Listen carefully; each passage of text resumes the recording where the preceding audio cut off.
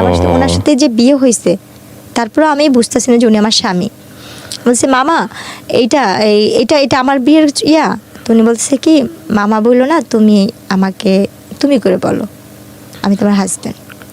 আমাকে মায়েরা কোনো ধরনের ঘুমের ওষুধ খাওয়ায়া আমাকে বস্তায় ভরে বুড়িগঙ্গা নদীর এখানে ফালা দেওয়া হয়েছিল। কিন্তু আমার আল্লাহ কেন বাঁচাইছে আমি জানি না, আমার এই জীবনের প্রতি ঘৃণা। আসসালামু আলাইকুম। আমার নাম জেসমিন। কি নাম? Jasmine. Jasmine Begum. Jasmine Begum. বয়স কত আপনার?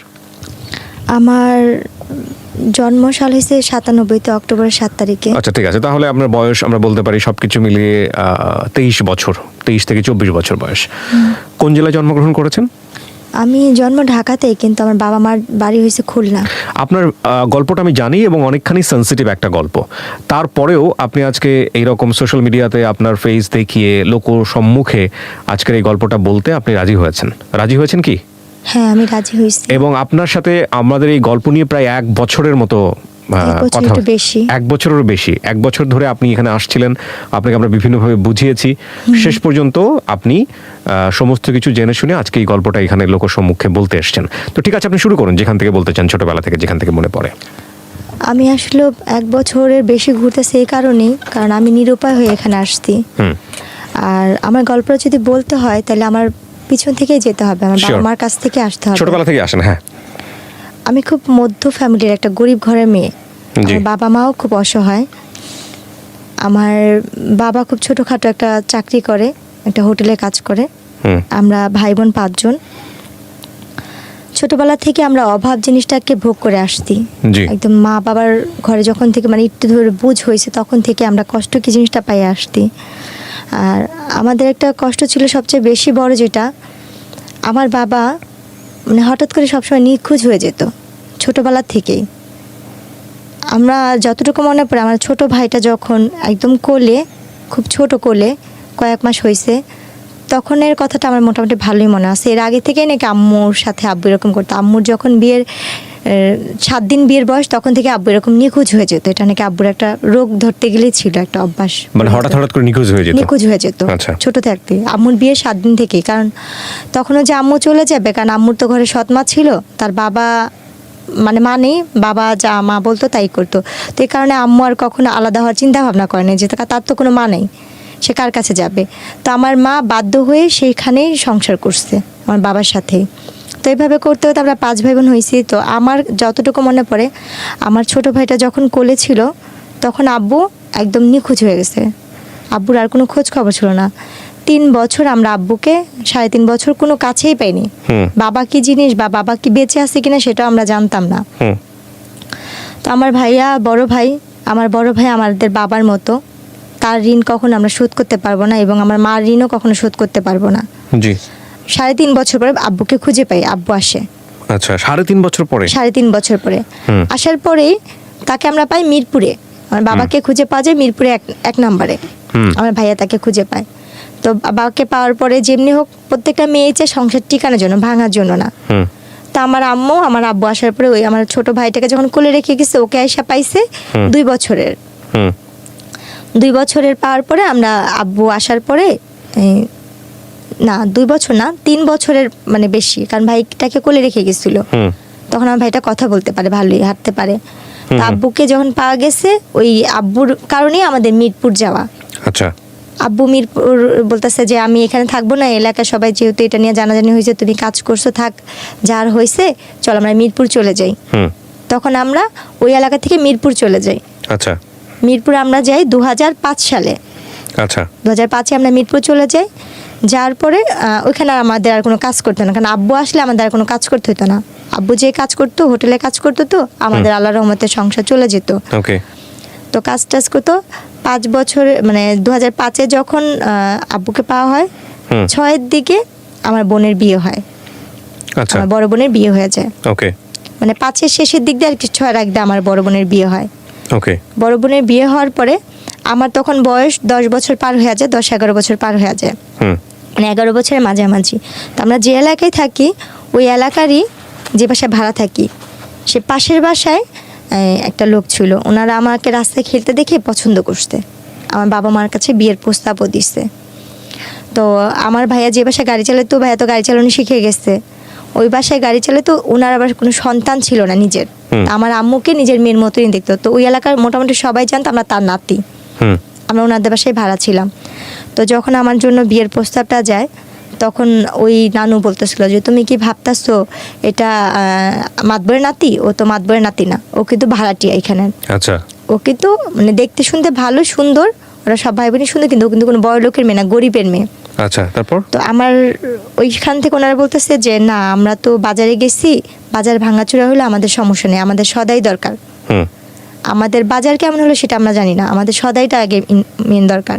তো আমার আব্বু আম্মুকে এসে অনেক রিকোয়েস্ট করে, প্রস্তাব দেয়। দেখেন আমরা কিচ্ছু চাই না, শুধু মেয়েটাই। যখন রোজার মাস ছিল, আমার বোনের বিয়েরও 1 বছর পরের কাহিনী, 2007 সালের কাহিনী এটা। তো আমার আম্মু বললো যে আমার মেয়ে তো ছোট, আমার মেয়ে তো এখনো সাবালক হয় নাই। আচ্ছা, আপনার এই বিয়ের যখন আসলো তখন বয়স কত আপনার? আমার তখন বয়স 11 বছর। মাত্র 11 বছর? 11 বছরে, মানে আমি মানে শেষ দিকে, মানে পুরো শেষ হয়নি। মানে ওরা যারা আসছে ওরা শুধু আপনার এই চেহারা দেখে এসছে? যে আমার চেহারা দেখে। আর তখন আপনি পড়াশোনা করেন নাকি পড়াশোনা করার সুযোগ হয়নি? আমি তখন স্কুলে ভর্তি হয়েছি, তখন হিসাবে আমি ক্লাস 6 এ মাত্র পড়ি। ক্লাস 6 এ পড়তেন? হ্যাঁ। তারপর মাত্র 6 এ। যারা বিয়ে নিয়ে আসছে তারা কোথা থেকে এসেছে? তারা আশেপাশেই ছিল? তারা এমনি ওদের হোম ডিস্ট্রিক্ট বিক্রমপুর ছিল, কিন্তু ওই এলাকার ওরা স্থানীয় ছিল। স্থানীয় ছিল এবং আপনাদেরকে চিনতো আগে থেকে? আমাদের চিনতো, যে আমরা ভাড়াটিয়া সেটা চিনতো। ওকে, তারপর? কারণ আমি তো সারাক্ষণ রাস্তায় খেলতাম। মানে উনি আমাকে ওই বড় হওয়ার পর ওই তখনই দেখছে। দেখার পরে বলতেছে যে এই মেয়েটা কে রে? ওর বোনের সাথে, ফুফাতো বোনের সাথে আমি খেলতাম। বলছে মালিহা এটা কে রে? বলতেছে এটা তো জেসমিন, ওই পাশের বাসায় থাকে ওরা। বলতেছে কি মেয়েটা কি করে? বলতেছে ও ওইখানে সরকারি স্কুলে পড়ে, আমার সাথে এমনি খেলতে আসে। তখন রোজার মাস ছিল। আচ্ছা। তো আমাকে দেখছে ইফতারির 2-3 ঘন্টা আগে, সে আমাকে দেখছে। আচ্ছা। দেখার পরে তারা ইফতারির পরপরই তারা চলে আসতে আমার জন্য বিয়ের প্রস্তাব নিয়ে। আসার পরে আমার মা বাবাকে অনেক রিকোয়েস্ট করলো, যেদিন দেখছে সেদিন কথা বলছে, তারপর দিন আমার গায়ে হলুদ হয়েছে। ওকে। আমার বাবা মাকে তারা এক পর্যায়ে, আর আমার বাবা মা ভাবছে যে আমরা গরিব, এত বড় লোক জায়গা থেকে আসতে নিজের থেকে মেয়ে নিতে চাচ্ছে। তো একদিন সময় চেয়েছে, তারা সেটাও দেয়নি। তারপর দিন গায়ে হলুদ করছে, তারপর দিন কাবিন করছে ওনারা। বুঝতেন 11 বছর বয়সে বিয়ে কি জিনিস? কতটুকু বুঝতেন? আমাকে ওনারা পার্লারে সাজাইতে নিচ্ছে। আমি এই যে পাশে যে খেলতাম গলিতে, আমাকে ওই গলিতে কয়েকটা আন্টি ছিল, অনেক আদর করতো। আমাকে বলতো ললনা সুন্দরী বলতো। ওনারা আমাকে আদর করে ললনা সুন্দরী বলতো। আচ্ছা। আর একটু দুষ্ট টাইপের, মানে খেলাধুলার প্রতি আমার নেশা অনেক বেশি ছিল। আর চুলগুলি একটু বড় ছিল তো, যার কারণে। তো তারপরে যখন ওনারা পার্লার সাজে, আমি তো কখনো পার্লারে সাজি নেই, আমার জন্য এটা পুতুলের মতো সাজ। আমি হলুদের দিনও ওনারা সাজাইছে, আমি সেটা তো অনেক খুশি ছিলাম, ফুল টুল দিয়ে। আমার বিয়ের মিষ্টি আমি নিজেই চেয়ে চেয়ে খাচ্ছি। তারপর যেদিন আমার কাবিন হয়, সেদিন আমি পাশের বাসা আন্টিকে যা বলছি, পুতুল আন্টি দেখেন আমি আজকে আরো সুন্দর ললনা সুন্দরী হয়ে আসছি, দেখেন আমাকে কত সুন্দর লাগতেছে। সেদিন আমার কাবিন সাজলেন। সাজার পরে থাকে না মেয়েদের, তো সাজার প্রতি একটা আলাদা ন্যাক থাকে। দেখা নিজেকে আয়না যখন দেখতেছিলেন বউ হিসেবে, সাজার পরে? হ্যাঁ, আয়নাতে দেখে তো নিজের প্রতি নিজে অবাক হচ্ছিলাম যে আমি এত সুন্দর, বা আমি এত পুতুলের মতো লাগতেছে, আমাকে আমি চিনতে পাইনি। বাট বিয়ে কি জিনিস সেটা আপনি বুঝতেন না? বিয়ে কি জিনিস আমি নিজেই বুঝিনি। আচ্ছা আচ্ছা, তারপর বিয়েটা কি? তো তারপরে গিয়ে আমার কাবিন হলো 2007 সাল আগস্টের 28 তারিখ আমার কাবিন হয়েছে। তো কাবিন হওয়ার পরে ওই দিন তো কাবিন হলো, তো ওনারা কাবিনের পর দিয়ে না আমাকে যখন কাজী লিখতেছে কবুল বলবে, আমার আম্মু নিচে, মানে মেহমান আসছে, সবাই খাওয়া দাওয়া দিচ্ছে, আব্বু নিচে দাঁড়াচ্ছে কে কে আসবে। তো ওনারা বলতেছে কি তাতেই করেন, ইফতারির আগে বিয়ে পড়াবো, ইফতারির আগে বিয়ে পড়াবো। তা আম্মুরা বলছিল কি ইফতারির পরে একবারে ঠান্ডা মাথায় বিয়েটা পড়ে। তো ওনারা খুব তাড়াতাড়ি করতেছিল। ওনাদের বাসায় হয়েছে, আমাদের বাসাও না কাবিন হয় না, ওনাদের ফ্ল্যাটে ওনাদের বিল্ডিংয়ে নিয়ে কাবিন করেছে। কারণ আমাদের বাসা তো সুন্দর না, আমাদের বাসা তো মানুষ আসতে পারবে না, মেহমান আসতে পারবে না, এই জন্য। তো আমার আম্মু সবাইকে খাওয়া দাওয়া দিচ্ছে, কাজ টাজ করতেছে। এর মধ্যে আমার ভাইয়া বসা ছিল, আর আমার বড় বোনের ভাসুর বসা ছিল। জি। তো ওর মধ্যে ওনারা বলতেছে কি আমার বাবার নাম, আমার মায়ের নাম, সবার নাম নিচ্ছে, লিখতেছে। তো আমাকে কবুল বলতে বলছে। আমাকে কিন্তু আমার একবার মামি আর আমার নানি শিখা দিছিল, তোর যদি কবুল বলতে বলে তুই কখনই কবুল বলবি না, চুপচাপ থাকবি। অনেকক্ষণ পরে আমরা যখন বারবার তোরে বলবো বল বল বল, তারপর তুই বলবি। কিন্তু আমি আর সেই জিনিসটা বুঝিনি। আমাকে যখন কাজী বলতেছে বলো মা বিসমিল্লাহ কবুল, আমি বলছি হ্যাঁ কবুল কবুল কবুল, একসাথেই বলে দিছি কতবার, মানে হিসাব ছাড়াই। আমার এতটুকু মনে ছেলেটাকে পড়ে- দেখেছেন না আগে যার সঙ্গে বিয়ে হচ্ছিল আপনার? তাকে তো আমি ছাদে খেলার সময় দেখছি, কিন্তু একবার। ওভাবে কখনো বড় ভাই হিসেবে জানতেন নাকি? মামা হিসেবে জানতাম। আর তার মাকে আমি নানি ডাকতাম। মাকে নানি ডাকতেন আর ছেলে? হ্যাঁ, আচ্ছা, ওকে। তারপর? সেই হিসাবে মামা হয়। হুম। আমার আম্মু এসে বলতেছে কি যে আসেন আমরা বিয়ে পড়া ফেলে আপা। আমার ফুপু শাশুড়ি নাম ধরে বলতেছে যে আসেন আমরা বিয়ে পড়া ফেলে। তো আমার ফুপু শাশুড়ি বলতেছে আল্লাহ বিয়ে তো হয়ে গেছে। আমি কান্না করতেছি, না না আমার তো বিয়ে হয় না, আমার তো বিয়েই হয় না, আমার বিয়ে করাইবা না। আমার ভিতর ধারণা ছিল যেমন টিভিতে নাটক বা ছবি দেখতাম যে হিন্দুরা ঘুরে যে এই আগুন রেখা ওইভাবেই বিয়ে। আচ্ছা আচ্ছা। আমার চিন্তা ধারণা ওইভাবে মানুষের বিয়ে হয়। বাবা বিয়ে কি জিনিসটা আমি অতটা বুঝিনি, ওইটা টিভিতে দেখে বিয়ে ওইটাই বিয়ে। যে না আমার তো বিয়েই হয় না, আম্মু আমার বিয়ে দেয়নি। মানে এটা কবুল কবুল বলার পরে? হ্যাঁ, আমার কিন্তু বিয়ে হয়েছে 1 ঘন্টা হয়ে গেছে। ইফতারি আগে ওনারা বিয়ের কাজ সেরে ফেলছে।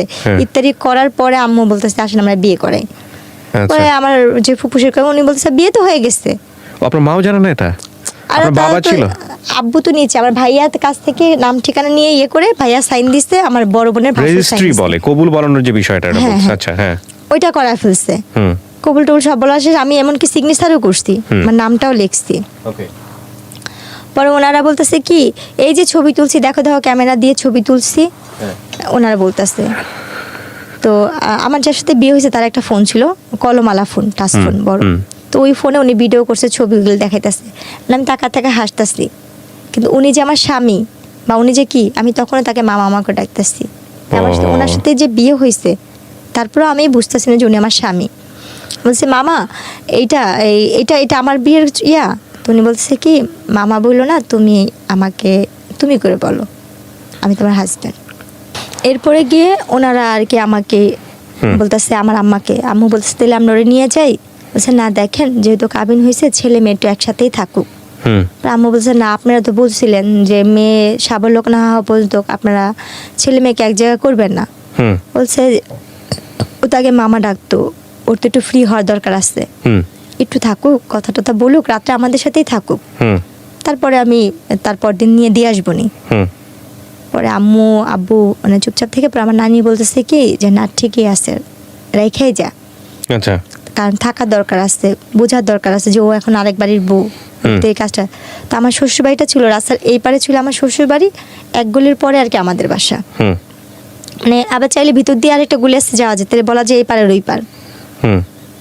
এরপরে গিয়ে রাতে যে কাহিনীটা, ওনারা অনেক সুন্দর করে ফুল টুল দিয়ে ঘর সাজাইছে, রুম সাজাইছে, আমাকে নিচ্ছে, আমি নিজের ঘরে নিজে ফুল টুল নিয়ে টেটুটে নিয়ে খেলতেছি। আমি নিজেই ওইটা যে আমার ঘর, আমি ওনাকে সবসময় দেখে ভয় পাইতাম। ওনাকে যখন ওই রুমে দেখছি না, আমি ভয় চুপচাপ হয়ে গেছি। উনি না গুন্ডা, ওনাকে না সবাই ভয় পায়, এলাকার সবাই ওনাকে নাম ধরে যেটা বলে।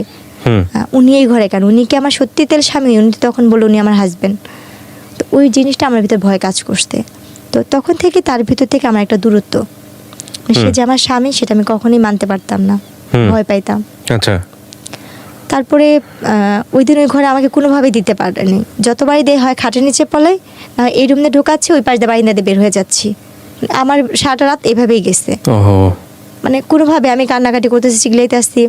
পরে আমার যে ফুপু শাশুড়ি ছিল উনি বলতেছে ঠিক আছে থাক, ও আমার সাথে ঘুমাক, আমি পরে তোকে ইয়ে করে দিবনি। তো রাতে তো খাওয়া দাওয়া করলাম ওনাদের সাথে সবাই একসাথে। খাওয়াটার পরে ছবি তুললো, আমাকে জোর করে উনি নিয়ে নেওয়া ছবি তুললো, আমার হাজবেন্ডের সাথে ছবি তুললো। পরে এক পর্যায়ে যেহেতু কেউ নাই আমার বাবা মা এখানে, আর যেহেতু আমার বিয়ে হয়ে গেছে এটা আমাকে বুঝতেই হচ্ছে, শ্বশুর বাড়িতে চলে গেছেন। হ্যাঁ, তখন ছবি তুলছি, ওনাদের সাথে আছি, কিন্তু ওনার সাথে আমি ওরকম ভাবে কথা বলছি না।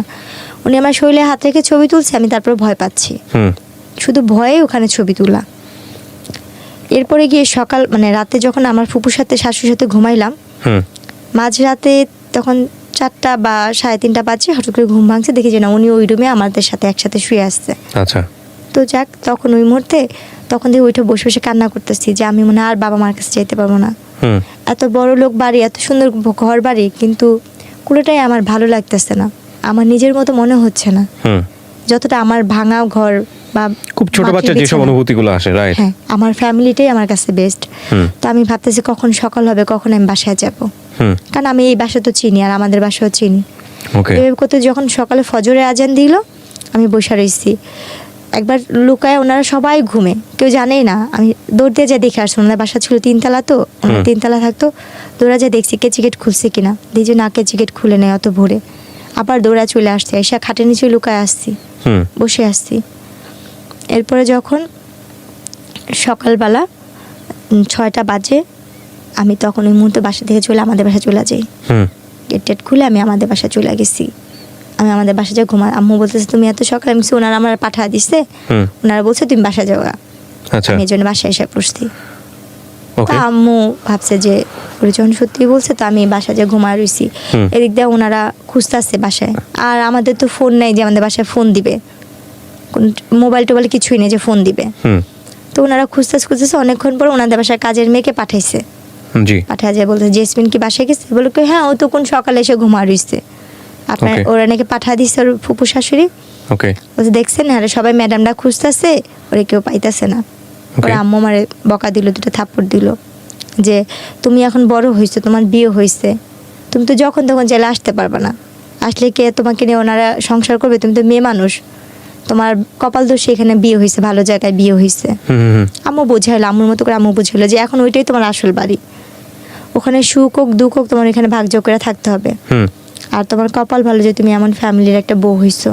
এইগুলো যেটা বোঝায় আর কি অভিভাবকরা। হ্যাঁ, বেশি দিন তো না, তুমি কয়দিন থাকো, তোমাকে পরে উঠা দেওয়া যখন হবে তখন এই কয়দিন ওইখানে যা থাকো, পরে আবার আম্মু নিয়ে দিয়ে আসতে। ওনারা সেদিন ওনাদের বাসায় অনেক মানে পার্টির আয়োজন করতে, লোকজন আসতে, বউ দেখছে, সবাই বলতেছে না বউ অনেক সুন্দর হয়েছে, সবাই নাম ধরে ধরে বলতেছে ওর বউটা অনেক সুন্দর, ভালো হয়েছে, কিন্তু অনেক ছোট, বয়স ছোট। বলছে হ্যাঁ ঠিক হয়ে যাবে। হ্যাঁ, যখন ঘুরতে গেছি আমার অলরেডি তখন বাচ্চা কনসেপ্ট করতে, যেটা আমি বুঝতে পারিনি যে আমার গর্ভে বাচ্চা। তো আমার যখন বিয়েটা হয়েছে, আমার ফুপু শাশুড়ি, আমার চাচা শ্বশুর এরা জানতো, কিন্তু এরা আবার কি করছে, আমরা গরিব বলে ছেলের মা বাবা মানে বাবা তো নেই, মা মানবে না বিধায় আমার বড় ভাসুর, আমার ফুপু শাশুড়ি, আমার চাচি শাশুড়ি আমার শাশুড়িকে জানায় নাই বিয়ের কথাটা। আমার শাশুড়ি নাকি জানতো না আমার বিয়ের কথাটা, কারণ সে তো গরিবের মেয়ে নিবে না। কিন্তু আমার যে বড় ভাসুর সে খুব ভালো ছিল, সে খুব ভালো ছিল, সে আর গিয়ে হয়েছে আমার ফুপু শাশুড়ি, আমার 2 চাচা শ্বশুর, এরা মিলে আমাকে বউ করে নিছে। যে ওর মা তো আরো 2 ছেলেকে বিয়ে করেছে, এত সুন্দর বউ পানে, টাকা পাইছে কিন্তু বউ পানে।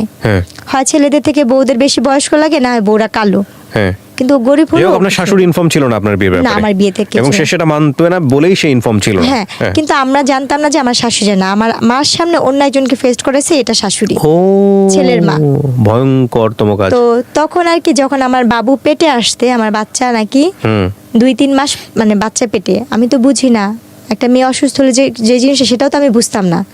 তা আমি খুব বমি করতাম, মাথা ঘুরে, তো কিছু খাইতে পারতাম না, মানে আমার কাছে খুব খারাপ লাগতো। তা আম্মু এই জিনিসটা নিয়ে খালি বলতো কি হঠাৎ করে এমন করতেছে কেন, আর শুকা যাচ্ছি, কালো হয়ে যাচ্ছি। তখন আমার আম্মু, আমার বড় বোন বলতেছে কি মা, আম্মু ওর কি বাচ্চা টাচ্চা পেটে আসলো নাকি? আম্মু বলতেছে ওর বাচ্চা পেটে আসলে তো বুঝতাম, বা আম্মু আমাকে জিজ্ঞেস তোমার কি এরকম কখনো হয়েছে? আমি কি জানি, আমি জানি না, আমি সেটা বুঝতে পারিনি। এরপরে গিয়ে আমার মা আমাকে একটা ডাক্তার দেখাতে নিয়ে গেল। ডাক্তার দেখানোর পরে ওখানে প্রস্তাব পরীক্ষা দিল, কয়েকটা পরীক্ষা দিল। এই রিপোর্টগুলো আনতে গেল আমার হাজবেন্ড, উনি আমাকে নিয়ে গেল সাথে করে। রিপোর্টগুলো আনতে যাওয়ার পরে বলতেছে ওনার তো বাচ্চা পেটে, উনি তো ওনার 3 মাস শেষ পর্যায়ে, বাচ্চা 4 মাসে পড়বে। তো এই কথা শোনার পর উনি খুব খুশি হয়। উনি খুশি হয়ে ওনাদের গ্রামের বাড়িতে আমাকে নিয়ে যায়, বিক্রমপুরে। আচ্ছা, উনি আমাকে বিক্রমপুরে নিয়ে যাবে। এই ফার্স্ট আমি আমার শ্বশুর বাড়িতে যাচ্ছি। আচ্ছা, তো আমার শ্বশুরবাড়িতে যখন যাব তখন আমি খুব কান্নাকাটি করতেছি। এতদিন তো আমার ফুপু শাশুড়ি, চাচা শ্বশুর বাড়ি, আমি জানতাম এটাই আমার শ্বশুর বাড়ি। তো যখন সে বললো যে দেখো তোমাকে তো আমার মার কাছে কখনো নিয়ে নেই, তোমাকে চলো আজকে আমার মার কাছে নিয়ে যাবো। বলছে ওই যে আপনার ওইটা আমার ফুপু আম্মা, ওইটা আমার আরেকটা ফুপু আম্মা। আচ্ছা। এরপরে গিয়ে উনি যখন নিয়ে যাবে আমি ভয় পেতেছিলাম, যাবো না যাবে, অনেক কান্নাকাটি করতেছি। আমার ছোট বোন আর মামাতো বোনকে নিয়ে যাই, আমরা একসাথে বিক্রমপুর যাই। আচ্ছা ভাইয়া, যেদিন যাই সেদিন আমাদের যাইতে যেতে রাত, মানে আমরা বিকালবেলা রওনা হয়েছি, তো শীতের দিন ছিল, এটা 2008-এ পড়ে যায় কাহিনীটা। আমাদের যাইতে যাইতে দেরি হয়ে যায়। আমরা গিয়ে ওখানে গিয়ে পৌঁছাই সন্ধ্যার সময়। তো ওই অবস্থা দেখে সে আমার মামি শাশুড়ির বাসায়, আমার আরেকটা ফুপু শাশুড়ির বাসায়, যে কিনা মুক্তিযোদ্ধা তার ফ্যামিলি, তাদের বাসায় নিয়ে ওঠায়। তাদের বাসায় রাখার পরে ওনারা বলতেছে মাশাআল্লাহ তুই তো বউ অনেক সুন্দর আনছে, আমাদের সবার বউ পছন্দ, মানে সবাই আমাকে অনেক আদর করতেছে। বলছে তোর মাকে বোঝানোর দায়িত্ব হচ্ছে আমাদের, তুই হিসাবে ছেলের বউ আমরা ভালো পাইছি, হাসি খুশি মিশুক। তো ওই রাত্রটুকু ওখান থেকে সকালবেলা আমাকে নিয়ে গেলো ওনাদের গ্রামে বেড়ে। প্রথম যে এক গ্রামে রাত্রে থাকলাম, তারপর দিন সকালবেলা ওই গ্রামে গেলাম, আমার শ্বশুরবাড়ির গ্রামে। তো যাওয়ার পরে ওখানে আর কি ওনারা বউ দেখে আমার শাশুড়ি বলতেছে খালি কি চামড়া ধলাই আনছিস, কোনো টাকা পয়সা আনিস নাই, বউর সাথে কিছু দেয় না। উনি আমার কানে হাত দিচ্ছে, গলায় হাত দিচ্ছে, হাতে হাত দিচ্ছে, হ্যাঁ শূন্যের কিছু নেই। তখন আমি বলতেছি কি আল্লাহ উনাকে তো দেখছিলাম ওই নানুর বাসায়, তাহলে উনিও তো আমাদের নানি হইতো, আর উনি খুব বয়স্ক ছিল।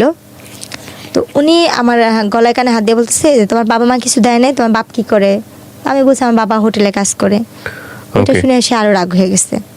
ওই মুহূর্তে ওনারা কি করলো, মা ছেলে ঝগড়া করতেছে, আমার আরেক ভাসুর, আমার আরেক দেবররা, দুই দেবর মিলে ঝগড়া করতেছে, তারা ঝগড়া করতেছিল।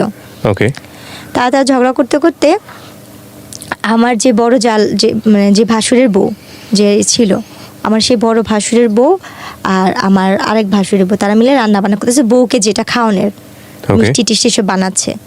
তো তখন বাজে সকাল 10টার দিকে। তো ওই মুহূর্তে কি হয়েছে, তারা দুই ভাই মারামারি, তিন ভাই মিলে ঝগড়া কথা কাটাকাটি করতে একটা মারামারি, অনেক পর্যায়ে দেখি যে দা বটি নিয়ে মারামারি হচ্ছে। আমি আমার দুই বোন রুমে, কতক্ষণ পরে আমি মানে মারামারি যখন, সে তো আমার স্বামী, তার সাথে আমি যেহেতু সংসার করছি প্রায় 1 বছরের মতো সময় হয়ে আসতেছে কাছাকাছি, তো ওনার সাথে ঝগড়া লাগছে দেখে আমি একটু বাইরে এসে দরজার সামনে দাঁড়াইছি। দাঁড়ানোর পরে আমার যে আরেক ভাসুর, মানে মেজো ভাসুর যাকে বলে, সে এসে আমার মুখে ভাষা একটা খারাপ করে একটা গালি দিয়ে আমার চুলটা টাইনা ধরে। আচ্ছা, এইটার আগে মার, একটা গালি দিয়ে বলতেছে এটার আগে মার। উনি আমার চুল টাইনা ধইরা উনি কি করলো বলছে, মানে অনেক বাজে ভাষায় গালাগালি করছে, ওকে আগে মার, চামড়া ধলা তো গেছে এটা সেটা করতে গছা দিচ্ছে, এভাবে বলে উনি ইয়া করলো। ভাইয়া কখনো যুদ্ধ কি জিনিস দেখি নেই, শুনছি শুধু মুক্তিযোদ্ধা নিয়ে অনেক কষ্ট, কিন্তু সেই দিনের যুদ্ধটা মনে হয় কি আমার জীবনে অনেক বড় একটা যুদ্ধ ছিল। সেই দিন ওই মুহূর্তে আমাকে মারলো, আমার দুই বোনকে মারলো, আর সে মায়ের কি ওরা ধরা মায়ের। ওহো, কে গায়ে তুল আপনার? এটা আমার ভাসুর, আমার দেবর। আপনার জামাই ছিল না ওখানে? ওনাকেও মারছে। মিথ্যা তো কেন বলবো, উনি খুব মানে যতটুকু সাধ্য উনি ইয়া করতে, ওনাকেও মারছে। উনি বলছে আমি যদি গরিব মেয়ে কিনে সংসার করে ভাত খেতে হবে, তোদের সমস্যা কি, আমি তোকে নিয়ে ভাত খাবো। এই নিয়ে ওনারা ভাইরা মারামারি করছে। কিন্তু আমি যে প্রথম দিন, তার আগের দিন যেই আমার ফুপু শাশুড়ি আর মামি শাশুড়ির বাসায় উঠছিলাম, তারা সেই খবরটা পেয়ে তাদের গ্রাম থেকে লোকজন নিয়ে আসতে, আইসা ওনারা আমাকে, আমার শ্বশুরবাড়ির সাথে দুই পক্ষ মারামারি লেগে ঝগড়া লেগে দা বটি মানে কাছি টাচি নিয়ে একজন আরেকজনকে কোপাকুপি মারামারি, এই এমনকি মেয়েরাও ওনা কোমরে বাইন্ধা মারামারি করতেছে। তখন আমার ওই যে ফুপু শাশুড়ির মেয়ে আপু, ওই আপুটার নাম আমি বলতে চাচ্ছি না, আপুটা যেহেতু পলিটিক্স, ওই আপুটা আসছে। ওই আপুটা এসে উনি আমার ননদ হয় সম্পর্কে, কিন্তু বড় আমার বয়সে। ওই আপুটা আমাকে এসে ধরে, আমার বোনকে ধরে আমার দাদি শাশুড়ি ঘরে নিয়ে দরজা বন্ধ করে বলছে তোর এই ঘরটা বের হবি না। এরপরে গিয়ে ওই মারামারি হইলো। তো মারামারির শেষ পর্যায়ে যেটা দাঁড়াইলো, বলছে মা ওর বাচ্চা পেটে। তো উনি বললো কি ঠিক আছে তুই গরিবের মেয়ে বিয়ে করছিস, এটা আমি মানতে পারতেছেন, তারপর মেনে নিব, পেটে বাচ্চা যেহেতু, তোর বোর যদি মেয়ে হয় তাহলে আমি আমার ঘরে জায়গা দিব না, তুই ওর তালাক দিবি। আর যদি তোর বোর ছেলে হয় তাহলে আমি তোর বউকে মেনে নিব। তো বললো যে ঠিক আছে দেখা যাক, যে তুমি ভাত খেয়েছো? আমি বলছি না আমি তো খাইনি, আমি আজকে সারাদিনেও খাইনি, কালকেও খাইনি। বলছি কেন? বলছি আমি এই অন্যায়গুলো করছি দেখা উনি তো আর দেয়নি। ও আমাকে ওই কথাগুলো জিজ্ঞেস করার পরে আমি এই কথাগুলি বললাম। বলার পরে ও অনেক মন খারাপ করে বলতেছে কি জেসমিন যা করছি যাই হোক, আমার দোষের কারণে তো এই অবস্থা, আমি তোমাকে ঢাকাতে নিয়ে যাব, ওকে আমি ঢাকায় কাজ করে ভাত খাওয়াবো। ও আমাকে নিয়ে তারপর দিন ঢাকা চলে আসলো। আচ্ছা, ঢাকা চলে আসার পরে ঢাকা দুজনে মোটামুটি ভালোই ইয়ে করতেছিলাম। ও আমাকে ওই যে বাসাটা নিয়েছে ওইখানে বাসা ভাড়া বেশি, আর ও পলিটিক্স ওইভাবে থাকতে পারতেছিলাম। তো ও বলে কি তুমি তোমাদের বাসায় থাকো, বাচ্চা হওয়ার পরে আমি তোমাকে নিয়ে আসবো নি। তারপর আমার বাবা মার কাছে এনে দিয়ে গেলো। দিয়ে যাওয়ার পরে 3 দিন পরে ও বলতেছে কি শুনেন, আমার আম্মা তো বলছে আপনার মেয়ের যদি ছেলে হয় তাহলে আমাদের বাড়িতে উঠাবো, আর যদি ছেলে না হয় তাহলে আপনার মেয়েকে আমি আর নিব না, মেয়ে হলে আমি তালাকের কাগজ বাসায় পাঠা দিব। একে তো আমি বিয়ে করছি কিছুই পাই নাই, আমার অন্যান্য ভাইরা পাইছে, আর আপনার মেয়ের যদি মেয়ে, আমার 2 ভাইয়েরও মেয়ে, আপনার ঘরের মেয়ের ঘরে যদি মেয়ে হয় তাহলে আমি এই বউ দিয়ে কী করবো। এরপর হয়েছে গিয়া আমার বাচ্চাটা মানে মারামারিতে হইলো, আমরা যখন বাচ্চা হবে, আমার অলরেডি বাচ্চা হওয়ার সময় হয়েছে 2010-এর দিকে আমার বাচ্চা হলো, এবং নর্মালি ডেলিভারি হলো বাচ্চাগুলো। বাচ্চাগুলো মানে 10-এর বাচ্চাগুলো মানে টুইন ছিল? হ্যাঁ। ও আচ্ছা। মার্চের 26 তারিখে হয়েছে। দুটোই মেয়ে? না, ছেলে এক মেয়ে। এক ছেলে এক মেয়ে, মাশাআল্লাহ। হ্যাঁ, তারপর? এবং নর্মালি ডেলিভারি হয়েছে আল্লাহর রহমতে। তখন ওই কথা শুনে ওনারা আসতে, ও আমার হাজবেন্ড আসতে, আমার হাজবেন্ডের বড় ভাইটি সবাই আসতে, দেখলো, খুব খুশি বাচ্চাদের নিয়ে গেল, কিন্তু মেয়েটাকে ওরকম বেশি একটা আদর করে নাই। আচ্ছা। ছেলেটাকে নিয়ে সবাই খুশি ছিল। আচ্ছা আচ্ছা। তো সত্যি কথা বলতে কি, আমার না ওই মানুষটার প্রতি কখনোই ভালোবাসা কি জিনিস আসেই নেই। কারণ আপনি বুঝিনি তো, নাই বোঝার বয়স ছিল না বিষয়টা। বোঝার বয়স নেই, আর কেন জানি তাকে তো আমি ভয়ই পাই, তাকে তো কোনো ভালোবাসার মানুষ হিসেবে দেখিনি বা স্বামী হিসেবে দেখিনি। 2টা বাচ্চা হয়েছে, তাও মনে হয় হাতে গোনা কয়েকদিন স্বামীকে পাইছি। আমার ওনার প্রতি কোনো মায়া নেই, তো ওনার প্রতি আমার ভয়টাই বেশি কাজ করতো সবসময়। আল্লাহ, কখন যেন এসে আমাকে মারবে, কখন যেন উনি মাতাল হয়ে আমাকে মারবে, এই চিন্তাগুলো ছিল। আর ওনার সাথে যেটা, উনি হয়তো মানসিকভাবে সাইকো টাইপেরই ছিল, যেটা মানুষ বলে। আমি আমার হাজবেন্ডের সাথে কোথাও যাচ্ছি, কেউ যদি বলতে চাই তোর বউটা তো অনেক সুন্দর, উনি তাকে কিছু না বলে সে আমাকে উড়াধুরা মারতো। আর মার কি, যে মারগুলো সহ্য করার মতো না, যে মারগুলি আমার আজও ঘুমাইলে চোখ বন্ধ করলে আমি চোখের সামনে ঝাপসা ঝাপসা ভাসে। হাতটাকে এভাবে পিছিয়ে বাঁধতো, মুখে কাপড় দিয়ে তার পাতালুতে মারতো। যেটা আমি বাইরে কেউ কিছু বলছে, উনি আমাকে সে মারতো। কিন্তু যখন আমার বাবুগুলো বয়স আস্তে আস্তে বাড়তে থাকলো, 6-7 মাস বয়স হইতে থাকলো বাচ্চাগুলোর, তখন থেকে তার অত্যাচার আরো বেশি বেড়ে যেতেছিল। প্রতিনিয়ত তার অত্যাচার বাড়তেছিল, কারণ তার ছেলের প্রতি তার ভালোবাসা ছিল বেশি, মেয়ের প্রতি না। এভাবে প্রায় এমন করে তার প্রায় মা বাবার কাছে, আমি বেশিরভাগই বাবা মার বাড়িতে দিন কাটেছি। বড় লোক দেখে বিয়ে দিছে, কিন্তু বাবা মার বাড়িতে আমি পড়ে আসছি। বড় লোক শুধু নামেই ছিল, কাজে না। তো যখন কাজ কাম করতাম, রান্না বান্না করতাম, বাসায় বিভিন্ন টাইপের লোকজন আসতো। তার দলের লোক আসতো, তার দলের লোকের বাইরের লোক আসতো, তার ফুপুর গেস্ট আসতো। আস্তে আস্তে এক একজন আমার কথা বলতো ওদের কাছে।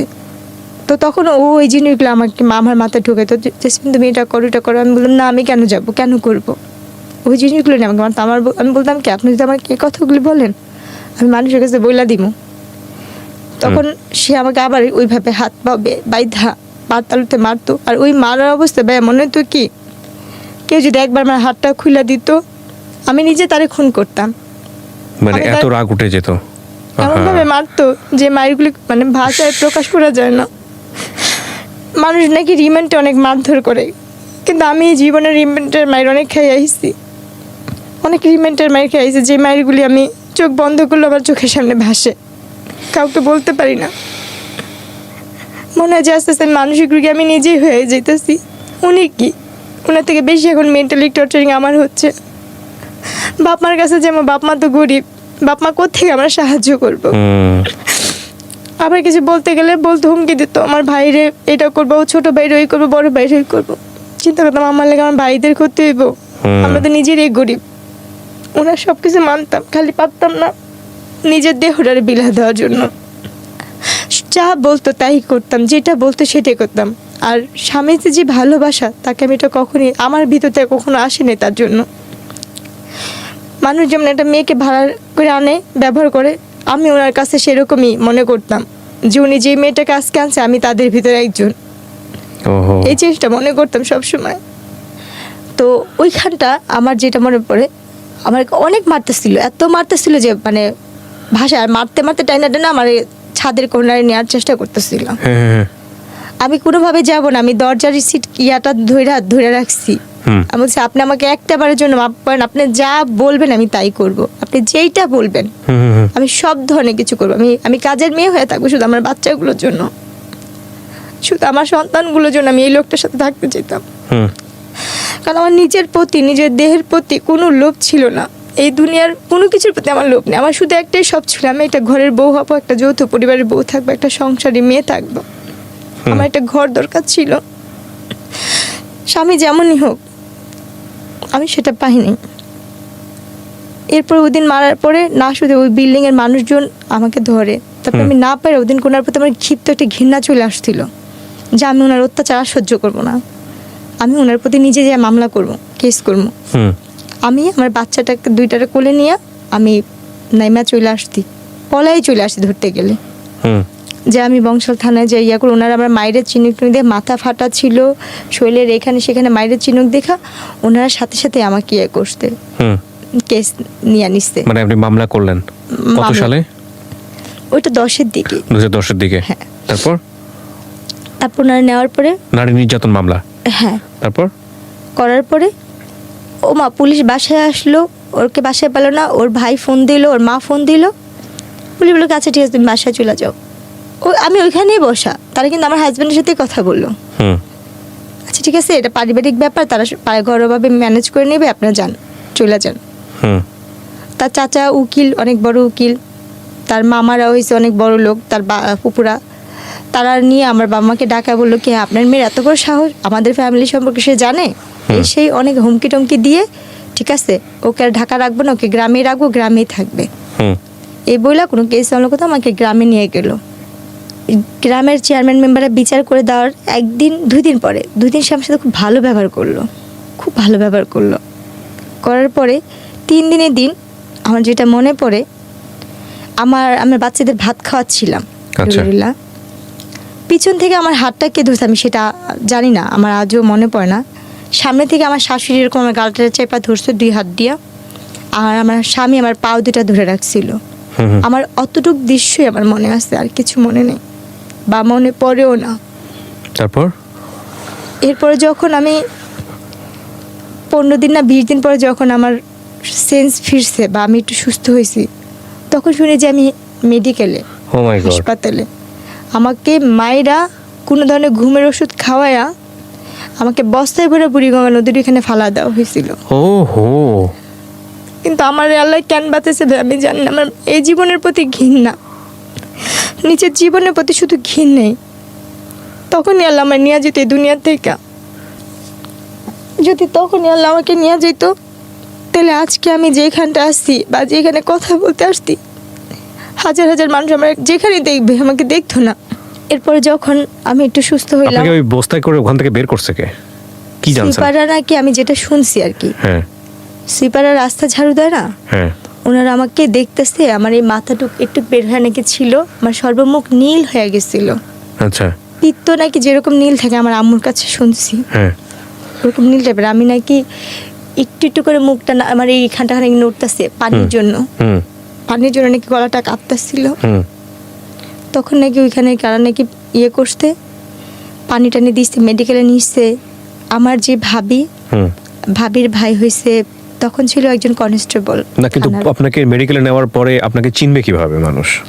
চিনবে বলতে ওই যে আপনি পরিচয় বলে দিয়েছেন যে আমার বাড়ি অমুক, তাহলে পরিচয় বলিনি। তাহলে যেইখানে আমার ফালানো হয়েছিল ওই থানার কনস্টেবলের কাজ করতো আমার ভাবির বড় ভাই, আপন বড় ভাই। উনি দেখে চিনেছে আপনাকে? উনি বলতেছে কি, আমার ভাবির নাম ধরে বলতেছে কি, তো ননদ কইরে জেসমিন কত গ্রামের বাড়িতে কত নাই। আচ্ছা, পরে বলতেছে কি তোরা একবার মেডিকেলে আসতে পারবি, সেম দেখতে ওর মতনই একটা মেয়ে। আচ্ছা আচ্ছা। আর এই কথা শোনার পরে না, তার 3-4 দিন আগে থেকে মার মন তো, আমার মা নাকি খালি বলতে করে ওর সাথে একটু কথা বলতে পারতাম, ওর সাথে একটু কথা বলতে পারতাম, একটু দেখতে পারতাম। তো যখন ভাবির কাছে এই কথা শুনছে না, তখন নাকি আমার আম্মু খালি এটা আমার মেয়ে, এটা আমার মেয়ে, চলো যাই চলো যাই। তখন আমার ভাইয়া, আমার আম্মু, আমার খালাতো বোন সবাই মিলে গেছে মেডিকেলে। ওকে, তারপর যাওয়ার পরে ওনারা আর কি ওখানে আমাকে দেখলো, দেখে তো আমার আম্মু ধরে নাকি কান্নাকাটি করতেছে। আমি নাকি যাকে দেখতাম তাকে দেখে ভয় পাইতাম, যাকে দেখতাম তাকে দেখে আমি ভয় পাইতাম। আমি নাকি কারোর সামনে যেতে পারতেছিলাম না, যাকে দেখতাম তাকে দেখে বলতাম ও মারতে ও মারতে। তারপরে ওই সাংবাদিকরাও নাকি গেছিল ওইখান থেকে আমাকে ঢাকা মেডিকেলের মানবাধিকারের শাখায় পাঠা দিচ্ছিল নাকি ওসিসিতে। আচ্ছা, ওখানে আমার চিকিৎসা হয় এবং ওইখানে আমার এই চোখের কর্নিয়াটা নষ্ট করে দিয়েছিল। আমি 3 বছর চোখে দেখতে পারিনি, এই বাম পাশের এই চোখটার কারণে। এটার জন্য এই চোখেরও সমস্যা হয়েছিল। তারপর তো ওই সময় চোখে আমার আঘাত পড়ে এবং গলার মধ্যে এই ঠানটা ইয়ে হয়ে গেছে, কথা ফ্যাস ফ্যাস করে আসতো, কথা আচ্ছা। ভালো করে বলতে পারতাম না। তারপর এরপরে যখন আমাকে বাসায় নিয়ে গেল, 20 দিনের না 25 দিনের দিন বাসায় নিয়ে গেল, ওর যে যারা সাংবাদিক মাধ্যমে আমার চাচা শ্বশুর এসে বলছে এই কেস নিয়ে যদি ইয়া করেন তাহলে আপনাদেরই সমস্যা হবে। তখন আমার বাপ মা চিন্তা করলো আমরা তো এদের সাথে কখনো পারবো না, কিছু করতে পারবো না। তা আমার বাবা মা কি করলো, না পাইরা আমরা মিরপুর থেকেই ওই এলাকা থেকে আমরা আবার চলে আসলাম আচ্ছা খিলগাঁওতে। আচ্ছা এদের সাথে আমরা আর কোনো কিছুতে বাড়াবাড়ি করতে যাইনি। এরপর যেটা হয়েছে, মানবাধিকার থেকে আমাদের যথেষ্ট পরিমাণে সাহস দেওয়া হয়েছে। ওখান থেকে তারা আমাকে বলছে তুমি এক চুলো নড়বা না, তোমার টাকা পয়সা কিছুই লাগবে না, আমরা আসছি, আমরা করব। মানবাধিকার থেকে আমি যথেষ্ট সাহায্য পাইছি ওখান থেকে আমার চিকিৎসা হয়েছে, আমি সুস্থ হয়েছি। মানবাধিকারের ওখান থেকে আমার ট্রিটমেন্ট যতটুকু পারবা, আমার মামলা নিয়ে যতটুকু লড়ার ওনারা যথাসাধ্য চেষ্টা করতে। ওনাদের কাছ থেকে আমি কোনো কম পাইনি, ওনাদের কাছ থেকে আমি যথেষ্ট হেল্প পাইছি ওখান থেকে। আমার ভুলটা ছিল যেটা, ওরা আমার সাথে কথা বলছে ফোনে যে তুই কি চাস তোর বাচ্চাগুলোর জীবন নষ্ট হোক, বা তুই কি চাস কোনো ধরনের ক্ষতি হোক, মানে আপনার হাজবেন্ডের পক্ষের লোকজন থেকে। তখন আমি বলছি কি না, আমি সংসার করতে চাই আমার বাচ্চাদের জন্য। আমার বাবা মা, আমি তো মানসিকভাবে তখন সুস্থ ছিলাম না পরিপূর্ণভাবে। আমার বাবা মা আমাকে শিকল দিয়ে আটকা রাখতো, যদি আমি না যেতে পারি, আমি যদি থাকি। আমার মার সাথে আমার ভাইয়ের সাথে আমি অনেক খারাপ ব্যবহার করে আমি চলে যাই। আমি কিন্তু তখনও পরিপূর্ণভাবে সুস্থ না ভাইয়া, আমি তারপরও চলে গেছি তাদের কাছে। ওরা আমার কাছে নিয়েছে, আমি গেছি এক জায়গায় একজনের রুমেই ঢুকা দিছিল। হ্যাঁ, কিন্তু আপনি শেষ পর্যন্ত এটা সফলতা দেন নাই।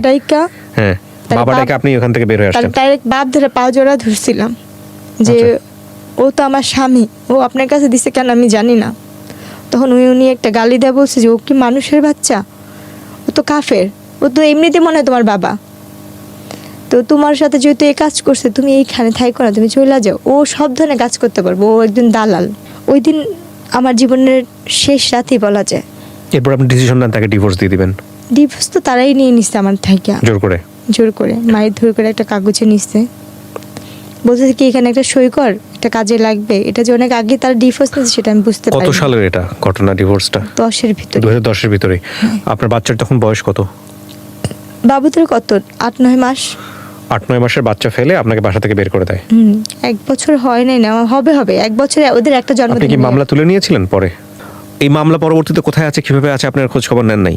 আমরা তো লেখাপড়া জানি, আমরা তো ওইটাই রাখিনি, মানে ওই কাগজপত্রই রাখিনি, আর কোনো কিছুতে যাইও নি। আর আচ্ছা, উনি আমাকে কি করছে, যেখানে নিয়ে যাবে একটা গাড়িতে উঠাতেছে যে এক জায়গায় যাবো আজকে, ওইখানে একটা অনুষ্ঠান আছে চলো। এটা কি ডিভোর্সের আগে না ডিভোর্সের পরে? এটা ডিভোর্সটা সে আমাকে আগে নিয়ে নিয়েছিল, আমি বুঝিনি, মানে পেপারসে সাইন করার পরের ঘটনা? হ্যাঁ। আচ্ছা, তারপর? সেদিনই আমাদের জীবনের লাস্ট ওনার সাথে দেখা এবং শেষ বিদায়। হ্যাঁ, উনি আমাকে একটা গাড়ি আসলো, গাড়ি আসলো, গাড়িতে আরো 3-4টা মেয়ে ছিল, আর কয়েকজন লোক, একটা লোক ছিল চাঁদি ছিল, তার চুল নেই, আর আরেকটা লোক ছিল অনেক মোটা করে, আর একটা লোক বয়স্ক, আমার বাবার বয়স বৃদ্ধ। তো ওই গাড়িতে উঠা দিল, আর আমার ব্যাগের মধ্যে কিছু কাপড় সেই ভাঁজ টাজ করেছে তার ফুপু আর সে। তো আপনাকে নিয়ে যাচ্ছে কোথায় আপনি জানেন না এটা? এরকম তো সে আমাকে অনেক অনুষ্ঠানে সে বাসাও আনে, বাইরেও নিয়ে যায় নাচের জন্য। হ্যাঁ, এভাবে করে নিয়ে যেত। তো সেই দিনের মতন সে আমাকে নিয়ে গেছে, আর ওইটা বলছে সে একটা ঘরোয়া একটা নাটক নাকি বানাবে সে, এইটার জন্য সে নিচ্ছে, কারণ তার ফুপুরা মিডিয়াতে একটু টুকটাক কাজ করতো, তো ওই হিসাবে না। কিন্তু তো আপনি তো এর আগে একটা ভয়ঙ্কর রকমের দুর্ঘটনা আপনার লাইফে ঘটেছে, এই যে মানুষের রুমে পাঠিয়ে দেয়া, এবং সেখানে আপনি এরকম একটা ঘটনা ঘটার পরে তারপর আপনি তার কথা সাড়া দিচ্ছেন কেন? আমি তো পরিস্থিতি আমার বাচ্চাদের জন্য আমি কাজ করে টাকা আনতাম, সেটাতে আমার সংসার চলতো। একটা কথা বলি, আপনি কিছু মনে করবেন না, অন্যায় যে করে এবং অন্যায় যে সহ্য করে, আমাদের একটা প্রবাদ আছে, দুজনেই সমান অপরাধী। একবার করেছেন ঠিক আছে, 2বার করেছেন ঠিক আছে, 3বার 4বার 5বার 6বার ধরে মূর্খ বলতে আমি লেখাপড়া না করার মতো না, ঠিক আছে, কিন্তু তারপরে আপনি এতবার ব্ল্যাকমেল, মানুষ তো ভালো মন্দ বোঝে প্রাণী হিসেবে, শিক্ষার কথা বাদই দেন। ওরকম ভাবে বুঝতাম না তাকে, মানে আপনার জামাই ধরে নিয়ে গিয়ে অন্য একটা মানুষের ঘরের মধ্যে ঢুকিয়ে দিচ্ছে জোর করে, সেখান থেকে আপনি তার হাত পায়ে ধরে বের হয়ে আসতেছেন। আর আমার প্রত্যেকটা মুহূর্তে তাহলে ওই ছিল আমি মানুষটার সংসার আপনি করব। আপনার পেপার থেকে সাইন করে নিচ্ছে, আবার ওই মানুষটা আবার ওটা কিসের আপনাকে sign করছে পাঠাচ্ছে। আমি তো জানতাম না, যেটা আমার তালাক সাইন ছিল, আমি তো জানি না এটা আমার তালাকের কাগজ। কিন্তু আপনি সাইন করবেন কেন পেপারে? কি কারণে, অনেক কি জিজ্ঞেস করেছে কারণে আপনাকে? উনি আমাকে বলছে এখানে একটা সই দাও, বাবুদের জন্য একটা করছি, বিমানা পলিসি করছি ওইখানের জন্য। আচ্ছা, তো একটা কথা বলে আপনাকে নিয়ে গেল বাইরে, নিয়ে গেছে। তারপরে আপনি দেখলেন যে তারপরে আপনাকে হচ্ছে হলো কোন একটা জায়গায় নিয়ে আর বিক্রি করে আমি দিচ্ছে। যেখানে যেতাম সেখানে তো আমার চিন্তা ভাবনা থাকতো এইখানে আমার ইনকাম হলে আমার বাচ্চাগুলো খাবে, আমি চলবো। আমার তো ওই জিনিসটাই কাজ করতো যে আমার জীবনটা এইভাবেই করে যাবে, ওই হিসাব করে যেতাম। হুম। তো সেদিন আমি খালি বললাম কি যে আজকে আপনি যাবেন না এই গাড়িতে, অন্যান্য দিন তো যান, আজকে আপনি যাবেন না? বলছে তুমি যাও, আমি ফুপুর সাথে আসতেছি, আমি ফুপু একসাথে ফুপুর গাড়িতে আসবো। হুম। তো যাক গেছে, যখন যাইতে যেতে অনেক যেখানে যেতেছে, আমি তো রাস্তাঘাট তো চিনি না। তখন আমি বলতেছি কি আর কত দূর যাবে, কোথায় অনুষ্ঠান? তখন ওই মেয়েরা বলতেছে কিসের অনুষ্ঠান হবে, কি হবে? আমি তো কিন্তু বোরখা পরাই, আমি তখন হাত মোজা পা মোজাও পরতাম। তখন আমি বলতেছি কি যে এই কাজের জন্য যাচ্ছে না, একটা অভিনয় হবে, নাটক হবে, টেলিফিল্ম, এসবে হবে না? বলছে পাগল তুমি, তোমার মাথা ঠিক আছে? আমরা তো যাচ্ছি একটা যেখানে ওইখানে এরকম এরকম কাজ হয়, আমরা তো টাকার বিনিময়ে যাই, ওখানে 6 মাস বা 3 মাস থাকি। ভাই তখন যে আমি কী পরিমাণে কান্না করতেছি গাড়ির মধ্যে বসে, আর বলতেছি যে আল্লাহ একটা বার আমাকে এই গাড়ি থেকে একটু মুক্তি দেওয়ার ব্যবস্থা করো, আমি যেন এই গাড়িটা থেকে বের হইতে পারি। এটা মনে হয় আমার জীবনের, আমার মনে আমার বাচ্চারা বা আমার বাবা মা আর কেউ দেখতে পারবো না আমি কোথায় যেতেছি, কার কাছে যেতেছি, এরকম করতেছিলাম। তো ওই মুহূর্তে গাড়িটা যখন ওই বার হবে, ফেরি পার হবে, ফেরি পার হওয়ার সময় ওইখান থেকে ওখানে একটা আপু ছিল, খুব ভালো ছিল। ওই আপুটা বলতেছে কি যখন ফেরিতে উঠবো তখন তোকে আমি একটু হেল্প করতে পারবো, বাথরুমের নাম করে তুই এখানে বেড়াতে পারবি, যেহেতু তুই এখানের মেয়ে না।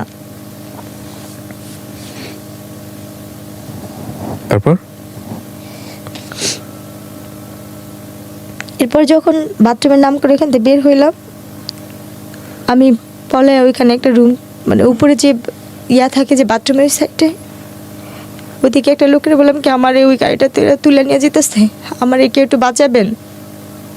কয়েকজন লোক জমাট হইলো, বলতেছে কোন গাড়িটা? আমি কিছু বলবো না, কারণ আমি ভয় পাইতেছি। এদের কাছে বলে এদের তো আমি চিনি, এরাও যদি আমার দুর্বলতার সুযোগটা কাজে লাগায়। আর আপুটা বলছে কাউকে বলবি না, তুই এখান থেকে পালাইতেছিস, তুই কাউকে বুঝতে দিবি না, তাহলে এখানে যে পশুগুলি আছে সেগুলি তোর আরো টাইনা ছিঁড়া খাইবো। আর তখন ওই সময়টা থেকেই আমার ভিতরে একটা শিক্ষা তৈরি হইলো যে আমি এই দুনিয়ার কাউকে বিশ্বাস করতে পারবো না, এই দুনিয়ার কেউ কারো না। এরপরে ওইখান থেকে তখন অনেক রাত্র হয়েছে মনে হয়, তখন অনেক রাতই, ভালো মতনই রাত।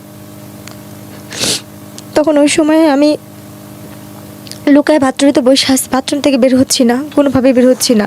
আর আমি যে লোকগুলোকে বলছি ওই লোকগুলি আমাকে খুঁজতেছে। অনেকক্ষণ পরে ভালো করে বোরখার মুখটুক আটকে অন্য সাইডে এমনভাবে বের হলাম যে আমি কাউকেই কিছু বলিনি, আমি যে কোনো গাড়ি থেকে পলাইছি বা কিছু ওরকম কাউকেই কিছু বুঝতে দিইনি। আমি আমার মতো ওই ফেরিতেই বসেছিলাম। এরপর যখন ফেরিটা ঘাটে ভিড়লো, এরা তো খুঁজতেছে কোনোভাবে পাচ্ছে না। আমি গাড়িটাকেও দেখতেছি লুকা এক সাইডের থেকে ভিতরে। ওখান থেকে দেখি কি গাড়ি থেকে 3-4 জন বের হয়েছে, চান্দমাথা যে লোক উনিও বের হচ্ছে। পরে আমি তাড়াতাড়ি করে জোরে জোরে হাইটা আগা ফেরির মধ্যে যে খাবারের দোকানগুলো থাকে না, যে খাবার খায় হোটেল টোটেল, ওইখানের ভিতরে ঢুকছি খুঁজে ওইখানে ঢুকে আমি এক সাইডে গিয়ে এক পাশে যে দাঁড়া, মানে এমনভাবে করতে যে আমি দোকান থেকে কিছু কিনতে আসছি, যে আমাকে কেউ না দেখে বা না করে। কারণ আমি তখন বুঝি যে আমার যে করেই হোক আমার এই জায়গাতে বাঁচতে হবে, এবং আমি এইখান থেকে বাঁচার পরে ওই স্বামী নামে যে পশুটা ছিল তার সাথে আমি আর কোনো ধরনের যোগাযোগ করব না, তার সাথে আমি আর কোনো ধরনের সম্পর্কেই রাখবো না। আমার নসিবে যা আছে তাই হবে। কারণ আমি তো বাচ্চাদের রাখার জন্য, আমার বুকে রাখার জন্য আমি অনেক চেষ্টা করছি। আমার 2টা সন্তানকে আমি অনেক কষ্ট করে পালছি। আজকে আমার সেই বাচ্চাদের আমি চোখেও দেখি না, জানিও না কোথায় আছে, কিভাবে আছে, কিছুই জানি না। শুধু অভাবের কারণে আমি তার সব ধরনের অত্যাচার, সব ধরনের কথা আমি মাইনা নিচ্ছিলাম। এরপরে যে ওর গাড়িটা নেমে গেছে, গাড়িটার থাকে না, অপেক্ষা করে নেই আমার একজনের জন্য আর 10টা মেয়ে করবে। আর মানুষ যেহেতু ওখানে ভিড় হয়ে গেছে, এরপরে গিয়ে ওই গাড়িটা চলে গেল আর আমি বসে রাখলাম যে এই ফেরিটা কখন আবার ওই পারে যাবে। ওই পারে গেলে আমি ওইখান থেকে গাড়িতে, আমি আবার একটা মুরব্বিকে আন্টিকে জিজ্ঞেস করলাম যে আচ্ছা খালাম্মা, আমি এখান থেকে ঢাকা গেলে কীভাবে ঢাকা যাব? পরে বলতেছে তুমি ঢাকা গেলে তো তোমার ঢাকার বাসে উঠতে হইব। তা আমি বলছি আন্টি ঢাকার বাস কোথায়, এইখান থেকে পাবো? বলতেছে না, ওইখান থেকে যে গাড়িগুলো আসবে তুমি সেইগুলিতে উঠবা, এটা তো ওদিকে যাবে, ওদিক থেকে যেটা আসবে সেটা ঢাকার দিকে যাবে। ওকে। আমি কখনো রাস্তাঘাট চিনি না যে আমি কোথাও যাব, তখন আমি ওখানে বসে থাকলাম যে কখন ঢাকার বাস আসবে। আর যেহেতু আমি ভালো করে পড়তে পারি না, আমি যে ক্লাস 6 পর্যন্ত পড়ছি, আমার মানসিক টর্চারিংয়ে বা আমার যে এই ধরনের পেশাগুলো গেছে ভাই, আমি এখনো পড়তে গেলে হিমশিম খাই, মানে আমার ভালো করে মনে পড়ে না। তখন আমি কি করলাম, বসে পর অনেকক্ষণ বসে থাকার পর দেখতেছি যে ঢাকা লেখা যে বাসগুলো, ওখানে একটা যে বাস আসতে, বাসটার নাম হচ্ছে ফাল্গুনি, একটা কাউন্টারের কোনো একটা বাস ঢাকা যাবে, ঢাকা খুলনা যশোর এরকম নাম লেখা, মানে কয়েকটা ইয়ে। তখন আমি বললাম কি এই বাসটা কি ঢাকা যাবে? পরে বলতেছে কি হ্যাঁ এটা তো ঢাকা যাবে। পরে আমি নাম বলতেছি ভাই আমার ব্যাগটা হারাই গেছে, আমার কাছে কোনো টাকা পয়সা নেই, আমাকে কি ঢাকা নেওয়া যাবে? পরে বলতেছি কি দেখতে আসছো আমার হাতে কোনো ব্যাগ নেই বা কোনো টাকা পয়সার মতো কিছু নাই। পরে আচ্ছা যান উঠেন, যদি যাত্রী বেশি হয় আপনাকে দাঁড়া যেতে হবে। ঠিক আছে আমার কোনো সমস্যা, আমি দাঁড়াই যাব। তখন ওই বাসটাতে উঠলাম, ওই বাসটা যাত্রাবাড়িতে এসে নামলো। ওখান থেকে আমি একটা রিক্সা নিয়ে আমার মার বাসায় চলে আসি, কারণ আমার আর কোথাও যাওয়ার জায়গা নেই। মার বাসায় এসে বলেন না যে মাকে যে মা এগুলো হয়েছে? মার বাসায় উদ্দেশ্য করে বের হয়েছে ঠিকই, মাঝ রাস্তায় না কেন জানি মনে হয় আমার ফুপু শাশুড়ির কাছে যা বলি তো, সে যদি আমার বাচ্চাগুলিকে আইনা দেয়, ওনার কাছে আবার যাওয়ার জন্য ইয়া করলাম। তারপর আমার মেজু ফুপু শাশুড়ির কাছে গেলাম, ওনার বাসায় কাজের মেয়ের মতো পড়ে আসি, ওনার পার্লারে কাজ করি, ওনার এটা করি সেটা করি, কিন্তু উনি কোনোভাবে আমার বাচ্চাই না দেয় না। উনিও দেখি আমাকে এটা ওইটা বলে, মানে বাজে ধরনের কথাই উনিও বলতেছে। ওখানে আমি 1 মাসের মতো কাছাকাছি ছিলাম। তো ফুপুর পার্লারের একটা মেয়ের অনুষ্ঠান, জন্মদিনের অনুষ্ঠান, আমি তাকে রান্না বান্না করে দিলাম। পার্লারের মেয়ের জন্মদিন, ওই মেয়ের বার্থডেতে আমি রান্না বান্না সব কাজ করলাম। ওই মেয়ের নাকি একটা হাতের আংটি ভাই হারায় গেছে, ওই আংটিটার জন্য আমার ফুপু শাশুড়ি এবং পার্লারের মেয়েরা মিললে আমাকে মারলো যে আমি নাকি সে আংটি চুরি করছি।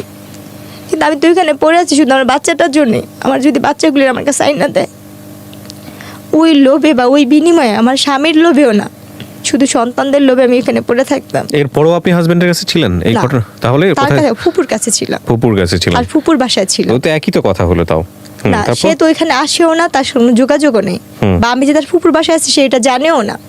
সে তো ওইখানে বাচ্চাদের নিয়েই নাই হয়ে গেছে, যে মেয়ের সাথে তার সম্পর্ক আছে সেই মেয়েকে নিয়ে সে অলরেডি সংসার করতেছে। পরে গিয়ে ওই মায়ের খাওয়ার পরে আর ওইখানে আর থাকিনি, চলে আসলাম। আয়সা বাবা মার কাছে বললাম যে ঠিক আছে আম্মু আমি ওনারে তালাক দিয়ে দিব। আম্মু বলছে আগে তুই তালাক দিয়ে, আমি বলছি আমার কাছে টাকা পয়সা নেই। তুই কোথেকে দিবি, কীভাবে দিবি? আমি জানি না, আমি কি টাকা নিয়ে গাছ লাগা রাখছি? যোগাযোগই করবি না। তারপরে গিয়ে কাজে অফিসে গিয়ে বললাম যে আমি এরকম ছাড়তে চাই, আমার কাছে কোনো টাকা টুকা নেই, কেমনে কি ছাড়া যায়? ওরা বলছে আপনি 500 টাকাও যদি ম্যানেজ করে আনতে পারেন আমি এখান থেকে কাগজপত্র করে দিব। এরপরে আম্মুর থেকে যে আম্মু 500 টাকা দিল, 500 টাকা নিয়ে ওনারে যে তালাক দিলাম। আমার তালাক যাওয়ার আগে তালাক দিলেন? এটা 2011 সালের। 11 সালের। বিয়ে হয়েছিল কয় সালে? 2007-এ কাবিন হয়েছে, আমাকে 9 সালে বাচ্চা পেটে নেওয়া অবস্থা উঠা নিচ্ছে। ওকে, তারপর 11-তেই আমার তালাক হয়েছে। তালাক হওয়ার পরে ওনাদের সাথে আমার আর কোনো যোগাযোগ নেই, আমার কোনো কন্ট্যাক্ট নেই। এরপরে আমি আস্তে আস্তে মানে টেনশন, বাচ্চাদের জন্য টেনশন করতে করতে, আর ওই যে আমার মাথায় যে আঘাত পড়ছিল চোখে তো দেখি না, এক পর্যায়ে আমি আস্তে আস্তে অসুস্থ হয়ে গেলাম। তখনই আমি ব্রেন স্ট্রোক করি। স্ট্রোক করার পরে আমার অনেক কিছুই মনে নেই। তারপরে এইভাবে তখন এই আম্মুর সাথে থাকতাম, টুকটাক হাতের কাজ করতাম, থ্রিপিস না বিক্রি টিকটি করতাম, মানে আমার মতো যে কাজ করতে পারে আমি সেই ধরনের কাজটা যে করতাম টুকটাক। করা অবস্থায় এক বাসায় কাপড় বিক্রি করতে যেতাম। কাপড় বিক্রি করতে যাওয়া অবস্থায় ওনারা অনেক বড় লোক ছিল, আর আমি হয়েছে অনেক ধরনের সুতার কাজ, ব্লক বাটির কাজ, সব ধরনের কাজ জানি। আর যেহেতু আমার শ্বশুরবাড়িতে পার্লার ছিল, তাদের পার্লারের কাজটা আমি শিখে ফেলছিলাম। বাচ্চাদের জন্য খারাপ লাগতো, কিন্তু কিছু করার ছিল না। তো এক বাসায় যখন কাজ মানে কাপড় চোপড় দিতে যাই, আমার নকশি খাতা দিতে যাই আর থ্রি-পিস বিক্রি করতে যাই, ওই বাসায় ওনাদের ব্যাগের সাথে আমার ব্যাগের সাথে মিল্লা যায়। তখন আমি যখন চলে আসি ওনাদের ব্যাগে টাকা ছিল আর আমার ব্যাগে ছিল কাপড় আর ছোট্ট একটা বাটন ফোন আমি চালাতাম। হয়তো বা তারা ওই আমার এই ভিডিওটা দেখবে, ওনাদের টাকার ব্যাগ আমার কাছে চলে আসে আর আমার কাপড় ব্যাগ ওনাদের বাসায়। আমার ওই কাপড় ব্যাগে ছোট একটা ফোন ছিল, আমার বাটন ফোন। আচ্ছা। তো আমি যখন রিক্সাওয়ালাকে টাকা দিব তখন দিয়েছি আমার ব্যাগে টাকা নেই, ওই টাকা ওনাদের টাকা, আমার ফোনও নেই আমার টাকাও নেই। তখন আমি ওই টাকার দেখে অবাক হয়ে গেছি, এতগুলো টাকা তো আমি কখনো দেখিনি। তখন গিয়ে আমি কি করলাম, বাসায় নামলাম না, আমি আমার ওই নাম্বারে ফোন দিচ্ছি বারবার। ধরে না সারাদিন এরকম পার হয়েছে, সন্ধ্যার দিকে ফোন ধরতে। আমি বলতেছি কি এই ফোনটা যার কাছে, ওনাদের একটা ব্যাগ আমার কাছে। বলার পরে উনি বলতেছে আমাদের ব্যাগ তোমার কাছে, তুমি কে, আর এই ফোনটাই কীভাবে? আমি বলছি আপা আপনার বাসায় যে আমি নকশি খাতা বিক্রি করতেছিলাম, আমার কাপড় দিতে গেছিলাম, তখন আমার এই ব্যাগটা গেছিলো। বলছে ও হ্যাঁ হ্যাঁ হ্যাঁ, আমি তো ওই বাসায় গেছিলাম কাপড় কিনতে, বেড়াতে গেছিলাম, ওই ব্যাগটা তোমার কাছে, দেখি দিয়ে দাও তো। পরে উনি দ্বন্দ্ব হয়ে ওই লাইনে থাকা হয়েছে, উনি বলছে কি তুমি কি জানো ওই ব্যাগে কী আছে? পরে আমি বলছি আমি জানি, আমার এটার প্রতি কোনো লোভ নেই। কি ছিল? টাকা ছিল। কত টাকা ছিল? ভাইয়া জানি না, কিন্তু এত টাকা কখনো চোখে দেখিনি। অনেকগুলো টাকাই ছিল। তারপর মোটামুটি ভালো টাকাই ছিল, সবগুলো 500 আর 1000 টাকার নোট, মানে 4-5টা বান্ডিল ছিল ওখানে। তখন উনি বলছে তোমার এই টাকার প্রতি কোনো লোভ নেই? আমি বলছি না আপা আমার এই টাকার প্রতি কোনো লোভ নেই। তখন উনি বললো কি তুমি আসো গুলশান আসতে পারবা এই ব্যাগটা নিয়ে? আমি গুলশান জীবনে যাইনি, আমি চিনি না। পরে উনি বললো যে ধানমন্ডিতে আসতে পারবা? আমি তাও চিনি না, আমি কখনো যাইনি এসব জায়গায়, আমি কী করে চিনবো? তখন উনি আমাকে বলছে ঠিক আছে আমি কোথায় আসবো? আমি বলছি আমি তালতলা চিনি। তখন আমাদের এলাকার ভূতের আড্ডা একটা আছে রেস্টুরেন্ট, উনি ওখানে আসতে বলছে। আমি ব্যাগটা নিয়ে ওখানে গেছি, যার পর উনি আমার দিকে তাকায় রয়েছে আর আমার ব্যাগটা দেখতেছে, আর উনি আমার ব্যাগটা নিয়েই আসতে শুনে মাথায় হাত দেয়, বলতেছে কি যে তোর মতো মেয়ে আমি খুব কম দেখছি রে, কিরে বোন তোর এই টাকার প্রতি কোনো লোভ লাগে নেই? পর আমি কান্না করে বললাম কি যে আপা আমার জীবনের সবচেয়ে দামি সম্পত্তিতে আমি হারায় ফেলছি, আর এই টাকা দিয়ে আমি আর কি করব? আমার জীবনে যে ছেলে মেয়ে, আমার স্বামী, সংসার, সেটাই তো, এই টাকার জন্যই আমার জীবনটা আজকে এখানে। আমার বাবা মার টাকা ছিল না বলে আমি স্বামীর সংসার করতে পারিনি, যৌতুকের টাকা দিতে পারিনি, এটা আমার মূলত আমার অপরাধ ছিল। আমি গরিবের মেয়ে, আমার বাবা মা গরিব। তখন ওনার না খুব মায়া লাগছে আমার কথা শুনে, বলতেছে তুই এখান থেকে যে টাকা নিবি নিয়ে নিলে। বলছি না আপা আমার টাকা লাগবে না, যদি পারেন আমার একটা কাজ দিয়েন, আমি কাজ করব, আমার একটা কাজ দরকার, আমি যদি একটু চাকরি করতে পারতাম, আমি তো লেখাপড়া জানি। তখন উনি আমাকে কি কাজ দিল, ওনার বাচ্চাদের স্কুলে নেওয়া আসার একটা কাজ দিল। আচ্ছা। ওনার বাচ্চাদের স্কুলে নিয়ে যেতে মানতাম, কিন্তু ওনারা অনেক বড় লোক ছিল।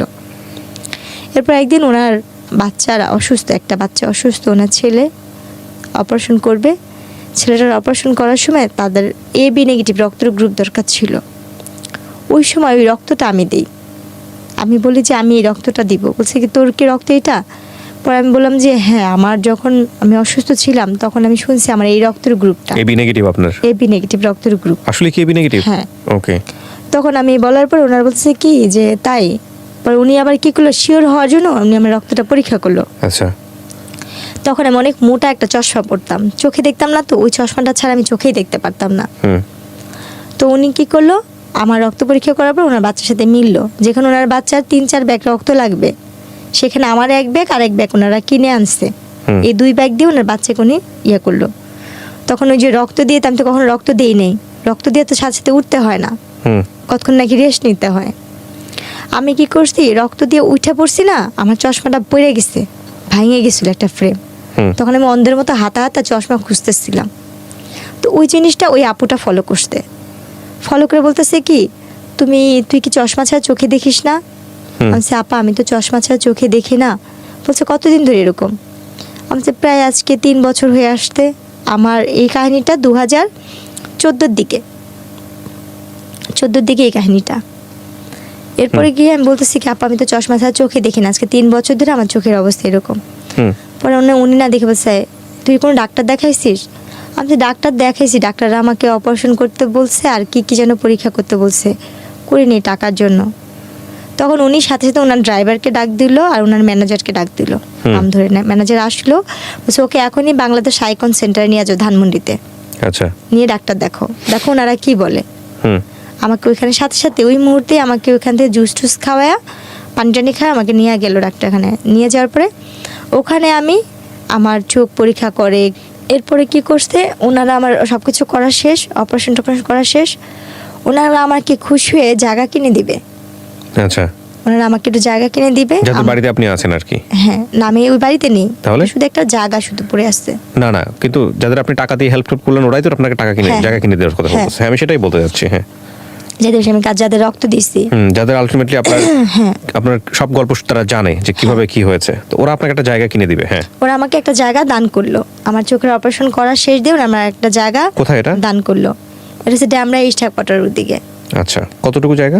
2 কাঠা। 2 কাঠা। আচ্ছা, আপনাকে একদম আপনার নামে লিখে দিয়েছে? সম্পূর্ণ আমার নামে লিখে কাগজপত্র করে দিয়েছে, দান করছে এটা আমাকে ওনারা। ওকে। আমার রেজিস্ট্রেশন দান করার পরে তো ওনারা আমাকে আর খুশি আর কিছু টাকা দিচ্ছিল, আর 2 লাখ টাকার মতো ওনারা আমাকে টাকা দিচ্ছিল, এটা দিয়ে তুই কিছু করিস, পড়াশোনা কর বা কিছু কর। ওনারা দেশের বাইরে সবাই চলে গেছে, আমার সাথে আর কোনো সম্পর্ক নেই, তারা চলে যাবে। ওনারা দেশের বাইরে চলে গেছে, যাওয়ার আগে আপনাকে হ্যাঁ এটা খুশি হয়ে দিয়ে গেছে। তো আমি ওই মুহূর্তে না ভাবছি কি, যেহেতু আমি লেখাপড়া যাই না, আমার 2টা বাচ্চা আছে, আমি ওই টাকাটা দিয়ে, যেহেতু আমার বাবা মাও খুব গরিব, ভাই বিয়ে করছে, ভাই ভাইয়ের মতো থাকে, যার যার মতো শেষে থাকে, আমি ওই টাকাটাকে বিদেশ যাওয়ার জন্য, তখন বিদেশে লোক নিতে আসতে বাসা বাড়ির কাজে বা কোনো ইয়াতে, বিদেশে চলে যাব, ভবিষ্যতে টাকা পয়সা জমিয়ে এই জমিটার উপরে বাড়িটারি করে থাকবো, বাড়িটারি করব। তখন বিদেশে গেলাম, এক দালাল ধরলাম, উনি আমার থেকে 1.5 লাখ টাকা নিল। এটা মহিলা দালাল ছিল, উনি বিদেশি লোক পাঠায়। উনি আমাকে কাজে দিল কি, হাসপাতালে ক্লিনারের কাজের কথা বলে উনি আমাকে সব কাগজপত্র করতে। আমি হাসপাতালে ক্লিনার হয়ে কাজে যাই, দুবাইতে পাঠাবে। সেখানে গিয়ে আমার সাথে আরেক ইয়া ঘটে, আমার নসিবটাই এরকম। ওখানে যাওয়ার পরে আমি একটা ভার ডান্সারে পড়ি, ভার ক্লাবে। উনি আমাকে এয়ারপোর্ট থেকে বলতেছে, তুমি অমুকের বোন না? আমি বলছি হ্যাঁ। পরে বলতেছে যে তুমি আমাকে চিনো? আমি বলছি না, আপনার কথা আমার ভালো করে মনে নেই। বলছি তোমার না বিয়ে হয়েছিল, এরকম এরকম হয়েছিল? আমি বলি হ্যাঁ আমার হয়েছিল এরকম, কিন্তু এখন তো সেটা নাই। বলছি তুমি এখানে আসছো কেন? উনি আমাকে ডিটেলস পরে বলেছে আমি একটা ভার ক্লাবে আসছি। তখন আমি তার হাত পা ধরে কান্না করতেছি, ভাই আমি তো এই কাজে আসিনি, আমি তো অন্য কাজে আসছি। বলছে আল্লাহ, তুমি এই কথা আগে জানতা না? বলছে না। তখন উনি কী করলো, ওইখানের একটা মেয়ে ছিল ডান্সার, ওই আপুদের 2টা আপুকে বললো যে দেখ ও কিন্তু যাই না আসে নাই, মালিকের বউ কিন্তু অনেক মারবো, ওই জন্য ক্লাবে না যেতে পারে বা ইয়া করে ওটা ব্যবস্থা করিস। এখন আমি স্টেজে উঠবো না, আমি কান্নাকাটি করতেছি, আর আমি সেরকম পোশাক নিই, আমি তো হাসপাতালে চাকরির জন্য 3 পিস নিচ্ছি আমার, আর ওখানে হয়েছে লেহেঙ্গা স্কার্ট টিস্কার্ট পরে নাচতে হয়, সেটা আমি তো নিইনি। তখন ওই মুহূর্তে আমার যে স্বামী, উনি ওই মালিকের বউকে বলে কি ওরে উঠায় না, যে টাকা লাগে আমি দিব, ওকে রাখেন। তো উনি বলছে কি না আমি করে ধুয়ে পানি খাবো? বলছে না আমি দিব ভাই। বলার পরে বলছে ঠিক আছে। তো 2 দিন আমি ভালোই ছিলাম, কিছু করে না। 2 দিন পর ও টাকা দেয় না, এখন আমাকে মারধর করতেছে, উঠাবে। তো ও আমার সাথে কী বড় বেমানিটা করতে, আর মানুষকে বিশ্বাস করে যে প্রতারণা করে, যেটা আমার মতো আর কেউ যেন না করে। আমি ওখানে যাই, ওই আপুগুলো আমাকে বলে যে দেখো তোমার তো এখানে আসতো, তুমি এক কাজ করো, 3 মাসের ব্যাপারই তো, এখানে শুধু নাচতেই হয়, খারাপ কিছু না, তুমি শুধু ডান্স করো, এখানে ডান্স করলে তুমি তোমার একটা পারিশ্রমে যে একটা ফল এটা নিয়ে যেতে পারো, এখানে তোমার অনুমতি ছাড়া কোনো খারাপ কাজ হবে না। দুবাইতে এরকম কোনো নিয়ম নেই।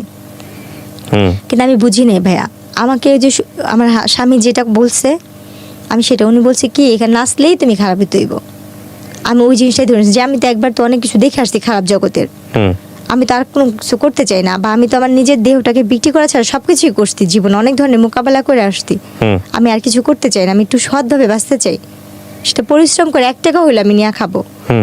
তখন আমি না ওর হাতে পায়ে জড়া ধরলাম যে ভাইয়া আমাকে এখান থেকে পাঠা দেওয়ার ব্যবস্থা করেন না, আমার বাবা মার কাছে আমার 2 কাঠা জায়গা আছে, আমি সেটা বিক্রি করে আপনাকে টাকা দিব দরকার হয়। এই কথাটা আমি ওকে নিজে থেকেই বললাম যে আমার 2 কাঠা জায়গা আছে, আমি বিক্রি করে দরকার আপনাকে টাকা দিব। তখন ও চুপচাপ থেকে তারপর দিন আমাকে বলছে তুমি যদি এখান থেকে বাঁচতে চাও তোমাকে আমার বিয়ে করতে হবে, আমাকে যদি তুমি বিয়ে না করো তাহলে তুমি এখান থেকে বাঁচতে পারবে না। তো এইভাবে ফুসলায় আপনাকে বিয়ে করে। হ্যাঁ, ও যখন ওইখানে বলছে আর আমি তো এখানে অসহায়ের মতন, তখন আমি না আমার মার সাথে এই কথা বলতে, আমার তো ফোন নাই, ওরে বললাম যে আমার মার সাথে একবার কথা বলতে দেন না, কেউ আমার মার সাথে যোগাযোগ করতে দিল না। আমি একটা জিনিস সংক্ষিপ্ত করে ফেলতেছি এখন, কারণ আমি জানি আপনার এই গল্পটা কোন দিকে যাবে। আমি খুব শর্ট করে নিয়ে আসি, যাতে আমাদের দর্শকরা যারা এতক্ষণ ধরে দেখছেন বা শুনছেন তাদের একটু প্রেসাইজ করতে সুবিধা হবে। এই লোকটাকে আপনি বিয়ে করেছেন, শুধু বিয়ে না, আপনি বিয়ে করার পরে দেশে চলে এসেছেন, এবং এই লোকটার উরসজাত একটা বাচ্চা এখন আপনার আছে, যে বাচ্চার বয়স কত? বাবুটার ফেব্রুয়ারি 14 তারিখে আসলে 2 বছর হবে। আপনি এই লোকটাকে বিয়ে করে দেশে আসছেন, সে কি আর দেশে আসছিল? ওনাকে যখন আমি দুবাইতে বিয়ে করি, উনি দুবাই নিয়মে বিয়ে করার পরে আমাকে বাংলাদেশে পাঠা দেয়, এবং আমি বাংলাদেশে চলে আসার পরে আমার বাবা মা বলছিল যে এই লোকটা ভালো হবে না খারাপ হবে। তখন আমার বাবা মা আমার অন্য জায়গায় বিয়ে ঠিক করে, এবং অন্য জায়গায় যেখানে বিয়ে ঠিক করে সেই ছেলেটা আনম্যারিডই ছিল। আমার প্রথম বিয়ে এবং আমার তখন কি আপনি কনসিভ আপনি জানতেন যে আপনি কনসিভ করেছেন? তখন আপনি জানেন ছিল না। ওর ফ্যামিলির সাথে কি আপনার যোগাযোগ হয়েছে? হ্যাঁ, ওর বাবা ফ্যামিলির সাথে যোগাযোগ আছে। ওর বাবা মা সবাই আমাকে নিয়েছিল, এবং ওর বাবা মার আগের বিয়ের কথাটা জানে না, পরবর্তীতে জেনেছে। পরবর্তীকাল তারা নাকি শোনা শুনছে, কিন্তু এটা আমার হাজবেন্ড কখনো ফেস করে নাই। এটা সম্পূর্ণ সে গোপন রাখছে। এখন বাচ্চা আছে, আপনার হাজবেন্ডের সাথে আপনার যোগাযোগ আছে? উনি আমার বাচ্চাকে 3 মাসে পেটে রেখে বাইরে চলে গেছে। আমার দেখেও নাই কখনো? না, আজ পর্যন্ত দেখেন না। আমার গয়নাগাটি লাস্ট পর্যন্ত যে যোগাযোগ হয়েছে আপনার সঙ্গে, তখন কি বলে আপনার হাজবেন্ড? লাস্ট কবে যোগাযোগ হয়েছে? কথা হয়েছে যেদিন আমার ছেলেটা হয়েছে, ঠিক সেই দিনই। 14 ছেলের বয়স কত? বাবুর হয়েছে ফেব্রুয়ারি 14 তারিখ, আসলে পুরো 2 বছর হবে। তার মানে আপনাদের ডিভোর্স হয়নি এখন পর্যন্ত? তাহলে এই ভদ্রলোক সম্পর্কে আমি ডিটেল কোনো কিছু আনতে চাচ্ছি না, যেহেতু আপনি এখনো তার ওয়াইফ। তো এই গল্পটা আপনি এখন বললেন, আপনার কি ভরণ পোষণ সে দেয়? সে আমাকে কোনো ধরনের সাহায্য, টাকা পয়সাও দিচ্ছে না, এবং আমার বাচ্চার কোনো দায়িত্বও নিচ্ছে না। আপনি কোনো মামলা করেছেন তার এগেইনস্টে? না, আমি তার সাথে সংসার করতে চাই, তার সাথে আমি সংসার করতে চাইছি বিধায় কোনো কিছু করিনি। কিন্তু তাকে আমি অনেক ধরনের হাতে পায়ে ধরে রিকোয়েস্ট করতেছি, ফোন দিচ্ছি। উনি ডাইরেক্ট বলে কি, তুই কি তোর বাপের কাছে ফোন দিস, আমি কি তোর বাপ লাগি? উনি আপনাকে চায় না, বলে দিয়েছে চায় না, ডিভোর্সও দিবে না? ডিভোর্সও দিবে না। আচ্ছা, তাইলে আপনি এখন কি অবস্থায় আছেন, কি করেন আপনি? আমার এই ছেলেটাকে আমি 3 মাসে পেটে নিয়ে আমি মানুষের বাসা, আমার বাবা মা আমাকে মাইনা নেন, আমি তো একা বিয়ে করছি, এই জন্য মেনে নেয় না। তো আপনি এখন মানুষের বাসায় কাজ করেন, 3 মাসে পেটে নিয়ে আপনার বাচ্চাটাকে নিয়ে মানুষের বাসায় থাকেন। হ্যাঁ। আজকে এই গল্পটা বললেন, আমি জানি আপনি মানুষের কাছে সাহায্য প্রার্থী এই অর্থে যে আপনার একটা ব্যবস্থা হোক, কাজের ব্যবস্থা হোক, আপনার ছেলেটার একটা ভবিষ্যৎ নিশ্চিত হোক। এই অর্থে আপনার সঙ্গে যোগাযোগ করার রাস্তা আমি ওপেন করে দিব, যে কেউ চাইলে আপনার সঙ্গে যোগাযোগ করতে পারবে। কিন্তু আপনি যে কারণে মানুষের বাসায় যান না কাজ করতে বা কাজে নেয় না, ঠিক একই সমস্যা কিন্তু এখানেও তৈরি হবে। আপনি কি বুঝতে পারছেন আমার কথাটা? আপনি আমাকে এটা বলছিলেন, বলছেন না, 1 বছর ধরে আমি আপনাকে বলছি। 1.5 বছরের প্রায়। হ্যাঁ, বলছি। কিন্তু আমার বাবুকে 3 মাসের থেকে শুরু করে আমি আপনাদের এখানে অনেক ফোন দিছি, অনেক যোগাযোগ করছি, কোনোভাবে না। তারপর বাবুকে 5 মাসে 6 মাসে নিয়ে আমি এখানে ডাইরেক্ট আসছিলাম। রাইট, আমি সেটাই বলতেছি যে সেই সমস্যাটা এখানেও তৈরি হবে। তারপরেও কি আপনি আপনার ফোন নাম্বার দিতে চাচ্ছেন যোগাযোগ করার জন্য? আমি কেন দিতে চাচ্ছি ভাই, আমার দেওয়ালে পিঠ থেকে গেছে, আমার কোনোভাবে উপায় নেই। আমার বাচ্চাটাকে নিয়ে আপনারা কিন্তু জানেন আমি ফাঁসি দিতে গেছিলাম আমার ছেলেটাকে নিয়ে, অভাবের কারণে। আমার ছেলেটা দুধ খেতে পারে না, আমার ছেলেটা দুধের জন্য কান্না করে, আমি দুধ কিনা খাওয়াইতে পারি না, আমি ভাতের মার খাওয়াই। প্রিয় দর্শক এবং শ্রোতা, আমি সবকিছু আপনাদের কাছে ওপেন করেছি। আমার 2টা সন্তান আমি হারাইছি, আমি এই বাচ্চাটাকে নিয়ে এই গল্পটা অনেক কিছু শেখার আছে এই গল্প থেকে, যে একজন নারীর যদি শক্ত ভিত্তি তার পায়ের নিচে না থাকে। আমি এই ধরনের গল্প আপনাদের সামনে বহুবার উপস্থাপন করেছি, বহুবার, যে শক্ত ভিত্তি যদি তার পায়ের নিচে না থাকে, অর্থনৈতিক ভিত্তি যদি শক্তি না হয়, ডিসিশন নেবার ক্ষমতা যদি তার না থাকে, তাহলে একটা নারীর জীবন কতটা বিষে ভরা হতে পারে, সামাজিকভাবে সে কতটা পশ্চাৎপদ অবস্থার মধ্যে থাকতে পারে, সেটা হচ্ছে বাস্তব উদাহরণ। আরেকটি মানবিকতার জায়গা আছে আজকের এই জীবন গল্পে। আপনার এই মানুষটির সবচেয়ে বড় যে সমস্যাটি হয়েছে, সে যেখানে কাজ করতে যাবে চেহারাই তার জন্যে কাল হয়ে দাঁড়িয়েছে। আমরা আমাদের এই অনুষ্ঠানে অনেক মানবিকতার উদাহরণ দেখেছি। আমি চাই আমাদের এই বোনটির একটা ব্যবস্থা হোক। যে করতে পারবেন, যিনি করতে পারবেন, তার জন্য আমার অফুরন্ত দোয়া থাকবে। আমি নাম্বারটি ওপেন করে দিচ্ছি, বাট আপনাদের কাছে বিনীত রিকোয়েস্ট হচ্ছে, মানুষের পরিচয় দিয়েন, অ্যাটলিস্ট অমানুষের পরিচয় দিয়েন না, সাহায্য যদি করতে না পারেন। যদি এই বোনটির একটা কর্মসংস্থান হয়ে যায় বা একটা স্বাভাবিক জীবনে সে যেতে পারে, সেটা নিঃসন্দেহে অনেক বড় পাওয়া হবে। এবং একই সাথে যারা কিছুই করতে পারবে না, দোয়া করবেন ওর জন্যে। এবং যদি শেখার কোনো কিছু থাকে তাহলে অবশ্যই বলবো যে পায়ের নিচে মাটি শক্ত না করে কোনোভাবেই এমন কোনো সম্পর্কে জড়ানো উচিত না, বা কাউকে ইন্সপায়ারও করা উচিত না যে যাতে করে তার জীবনটা দুর্বিষহ হতে পারে। আমি শেষ একটা প্রশ্ন করব, তারপরে হলো আপনাকে আমি আপনার যোগাযোগ নাম্বারটা এখানে দিতে বলবো, যে নাম্বারে যদি কেউ সাহায্য করতে চায় সে যেন যোগাযোগ করতে পারে, এবং সেটা আপনি স্বেচ্ছায় করছেন, সমস্ত কিছু জেনে শুনে করছেন। আপনি আমাকে বলেন, আপনার তো 2 কাঠা জমি আছে, আপনি চাইলে ওটা বিক্রি করে দিয়ে তো একটা কিছু করতে পারতেন, কেন করেননি? ভাইয়া ওটা এমনভাবে যারা আমাকে দিচ্ছে আমি বিক্রি করতে পারবো না। এভাবে দেওয়া আছে? হ্যাঁ, এভাবে দেওয়া আছে। নাহলে তো ওইটা বিক্রি করলে আপনার 3 লাখ করে 12 লাখ করে কাঠা হইলে আমি 2 কাঠা বিক্রি করলে হয়তো নিচের পক্ষে 4 লাখ বা 5 লাখ টাকা হয়তো বা পাবো, কিন্তু এটা এমনভাবে তারা দিচ্ছে আমি বিক্রি করতে পারবো না। আচ্ছা, আমি নাম্বারটি দেওয়ার আগে আপনাকে আবারও সতর্ক করছি, এই নাম্বারটি দেওয়ার ফলে কোনো লিসনারের সঙ্গে, কোনো ভিউয়ার্সের সঙ্গে যে কোনো ধরনের ব্যক্তিগত সম্পর্কে জড়ানো, যে কোনো ধরনের নেগেটিভ কোনো কিছু তৈরি হওয়া, বা কোনো ধরনের কোনো কিছু যেটা আপনার জীবনের জন্য দুর্বিষহ হতে পারে, সেটার দায়িত্ব সম্পূর্ণই আপনার। এ বিষয়ে ঢাকা এফএম বা আমি আরজি কিবরিয়া কোনো ধরনের দায় নিব না। এটা জেনে শুনে আপনি নাম্বারটা দিচ্ছেন। কার সঙ্গে আপনি কথা বলবেন, কার সঙ্গে আপনি সম্পর্কে জড়াবেন, কার সঙ্গে আপনার কি হবে না হবে, সমস্ত কিছু সবকিছু আপনার, এখানে আমাদের কোনো দায় নেই। আপনি কি বুঝতে পেরেছেন আমার কথাটা? হ্যাঁ, সেটা বুঝতে পারছি। জেনে শুনে আপনি দিচ্ছেন, আপনার যদি ভালো হয় সেটাও আপনার, যদি মন্দ হয় সেটাও আপনার, ঠিক আমি আছে? এখানে সবার কাছে শুধু একটা কথাই বলবো, আমার জীবনে প্রথমে যেটা হয়েছে আমার বাবা মার ভুলের কারণে, অভাবের কারণে আমার বাবা আমাকে বিয়ে দিচ্ছে। রাইট। এটা হয়েছে আমার তরফ থেকে কথা। আমার মতো জেসমিন যারা সবার ঘরে জন্ম হয়েছে, যারা গরিব ফ্যামিলি, বিশেষ করে এদের বাবা মা যদি রিক্সাও চালায় ভাত খাওয়া সন্তানকে যেন অল্প বয়সে বিয়ে না দেয়, এটা থাকবে। আর এখান থেকে আমি কি পাবো আমি সেটা জানি না, মানে চেয়ারের কারণে একটা বড় লোকের ঘরে দিয়ে দেয়, এটাও যেন না করে। কিন্তু আমার মতো এরকম একটু সুন্দর হলে বা একটু কিছু হলে চেহারার জন্য আহামরি বড় লোকের লোক যাতে না করে একটা গরিবের ঘরে বিয়ে দেয়, যে রিক্সা Right, চালায় right. গামছায় ভরে ভাত আনবে, চাল আনবে, সেটা রান্না করে খাবে। এক্স্যাক্টলি। শুধু গরিবের মেয়ে বলে ভালো থাকবো বলে আমার বাবা মা ভালো দেখে বিয়ে দিয়েছিল।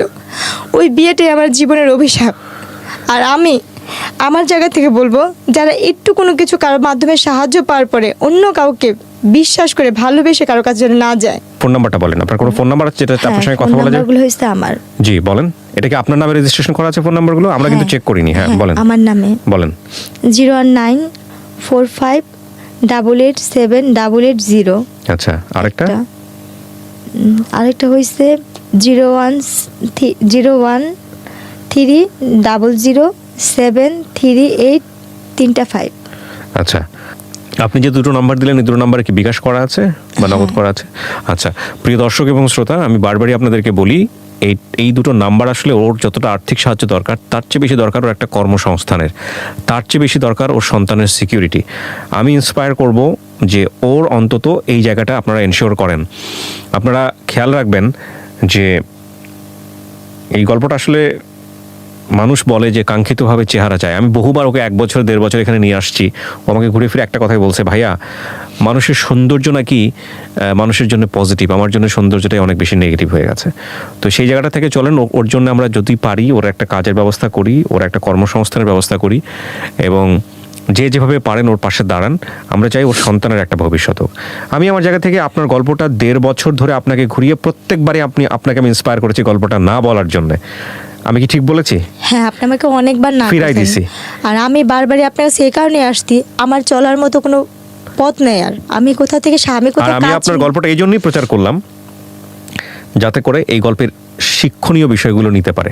কারণ আমি জানি গ্রামের মানুষ থেকে শুরু করে সবাই আমার এই অনুষ্ঠানগুলো দেখে, সব শ্রেণীর মানুষগুলো দেখে। আপনি যে কথাগুলো লাস্টে বলছেন না, যে সামর্থ্য যতটুকু অতটুকুই যাওয়া উচিত, এটাই হচ্ছে এই গল্পের সবচেয়ে বড়। দেওয়া ভালো, কিন্তু গরিবের কাছেই যেন যায় এই সম্পর্কের জায়গা থেকে। কোনো বড় লোকের কাছে, আর একটা মেয়ে যদি কম শিক্ষিত হয় তাকে কম শিক্ষিত ছেলের কাছেই বিয়ে দেওয়া ভালো। কোনো শিক্ষিত ছেলের কাছে দিবে সে খোঁটা দিবে।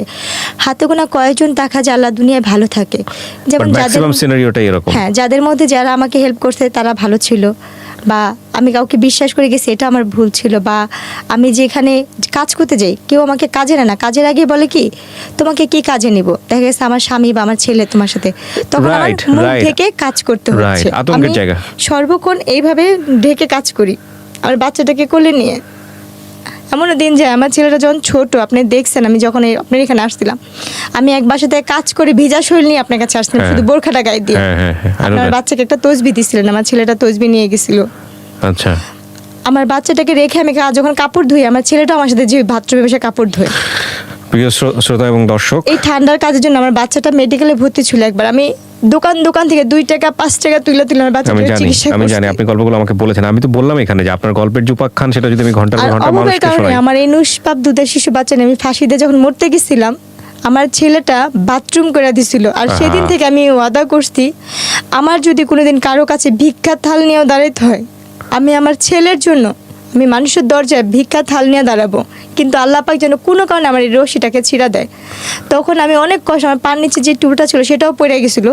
আর মৃত্যু যে কত ভয়ানক হয় আমি সেই দিন দেখছি। এর আগের কথা আমার মনে নেই, কিন্তু চোখের সামনে আমার অতটুকু 6 মাসের বাচ্চা পায়খানা করে দিচ্ছিল। কি করছিলেন আপনি?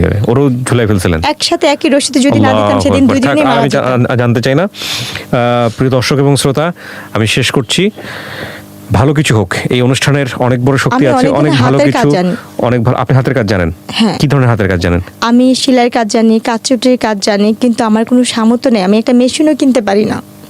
আমি আজকে কয়েক মাসের, আমার 6 মাসের ঘরবার টাকা জোগাড় হয়েছে। এই লকডাউনের জন্য আমি কোথাও কাজ করতে পারি না দেখে আমার ঘরবার টাকাও দিতে পারি না। যতটুক টুকটাক ছিল সেগুলো আমার এখন আপনার একটা নাই। ব্যবস্থা নিশ্চয়ই হবে। ভালো থাকুন প্রিয় দর্শক এবং শ্রোতা, ওর ভাগ্য পরিবর্তন হবেই হবে ইনশাল্লাহ।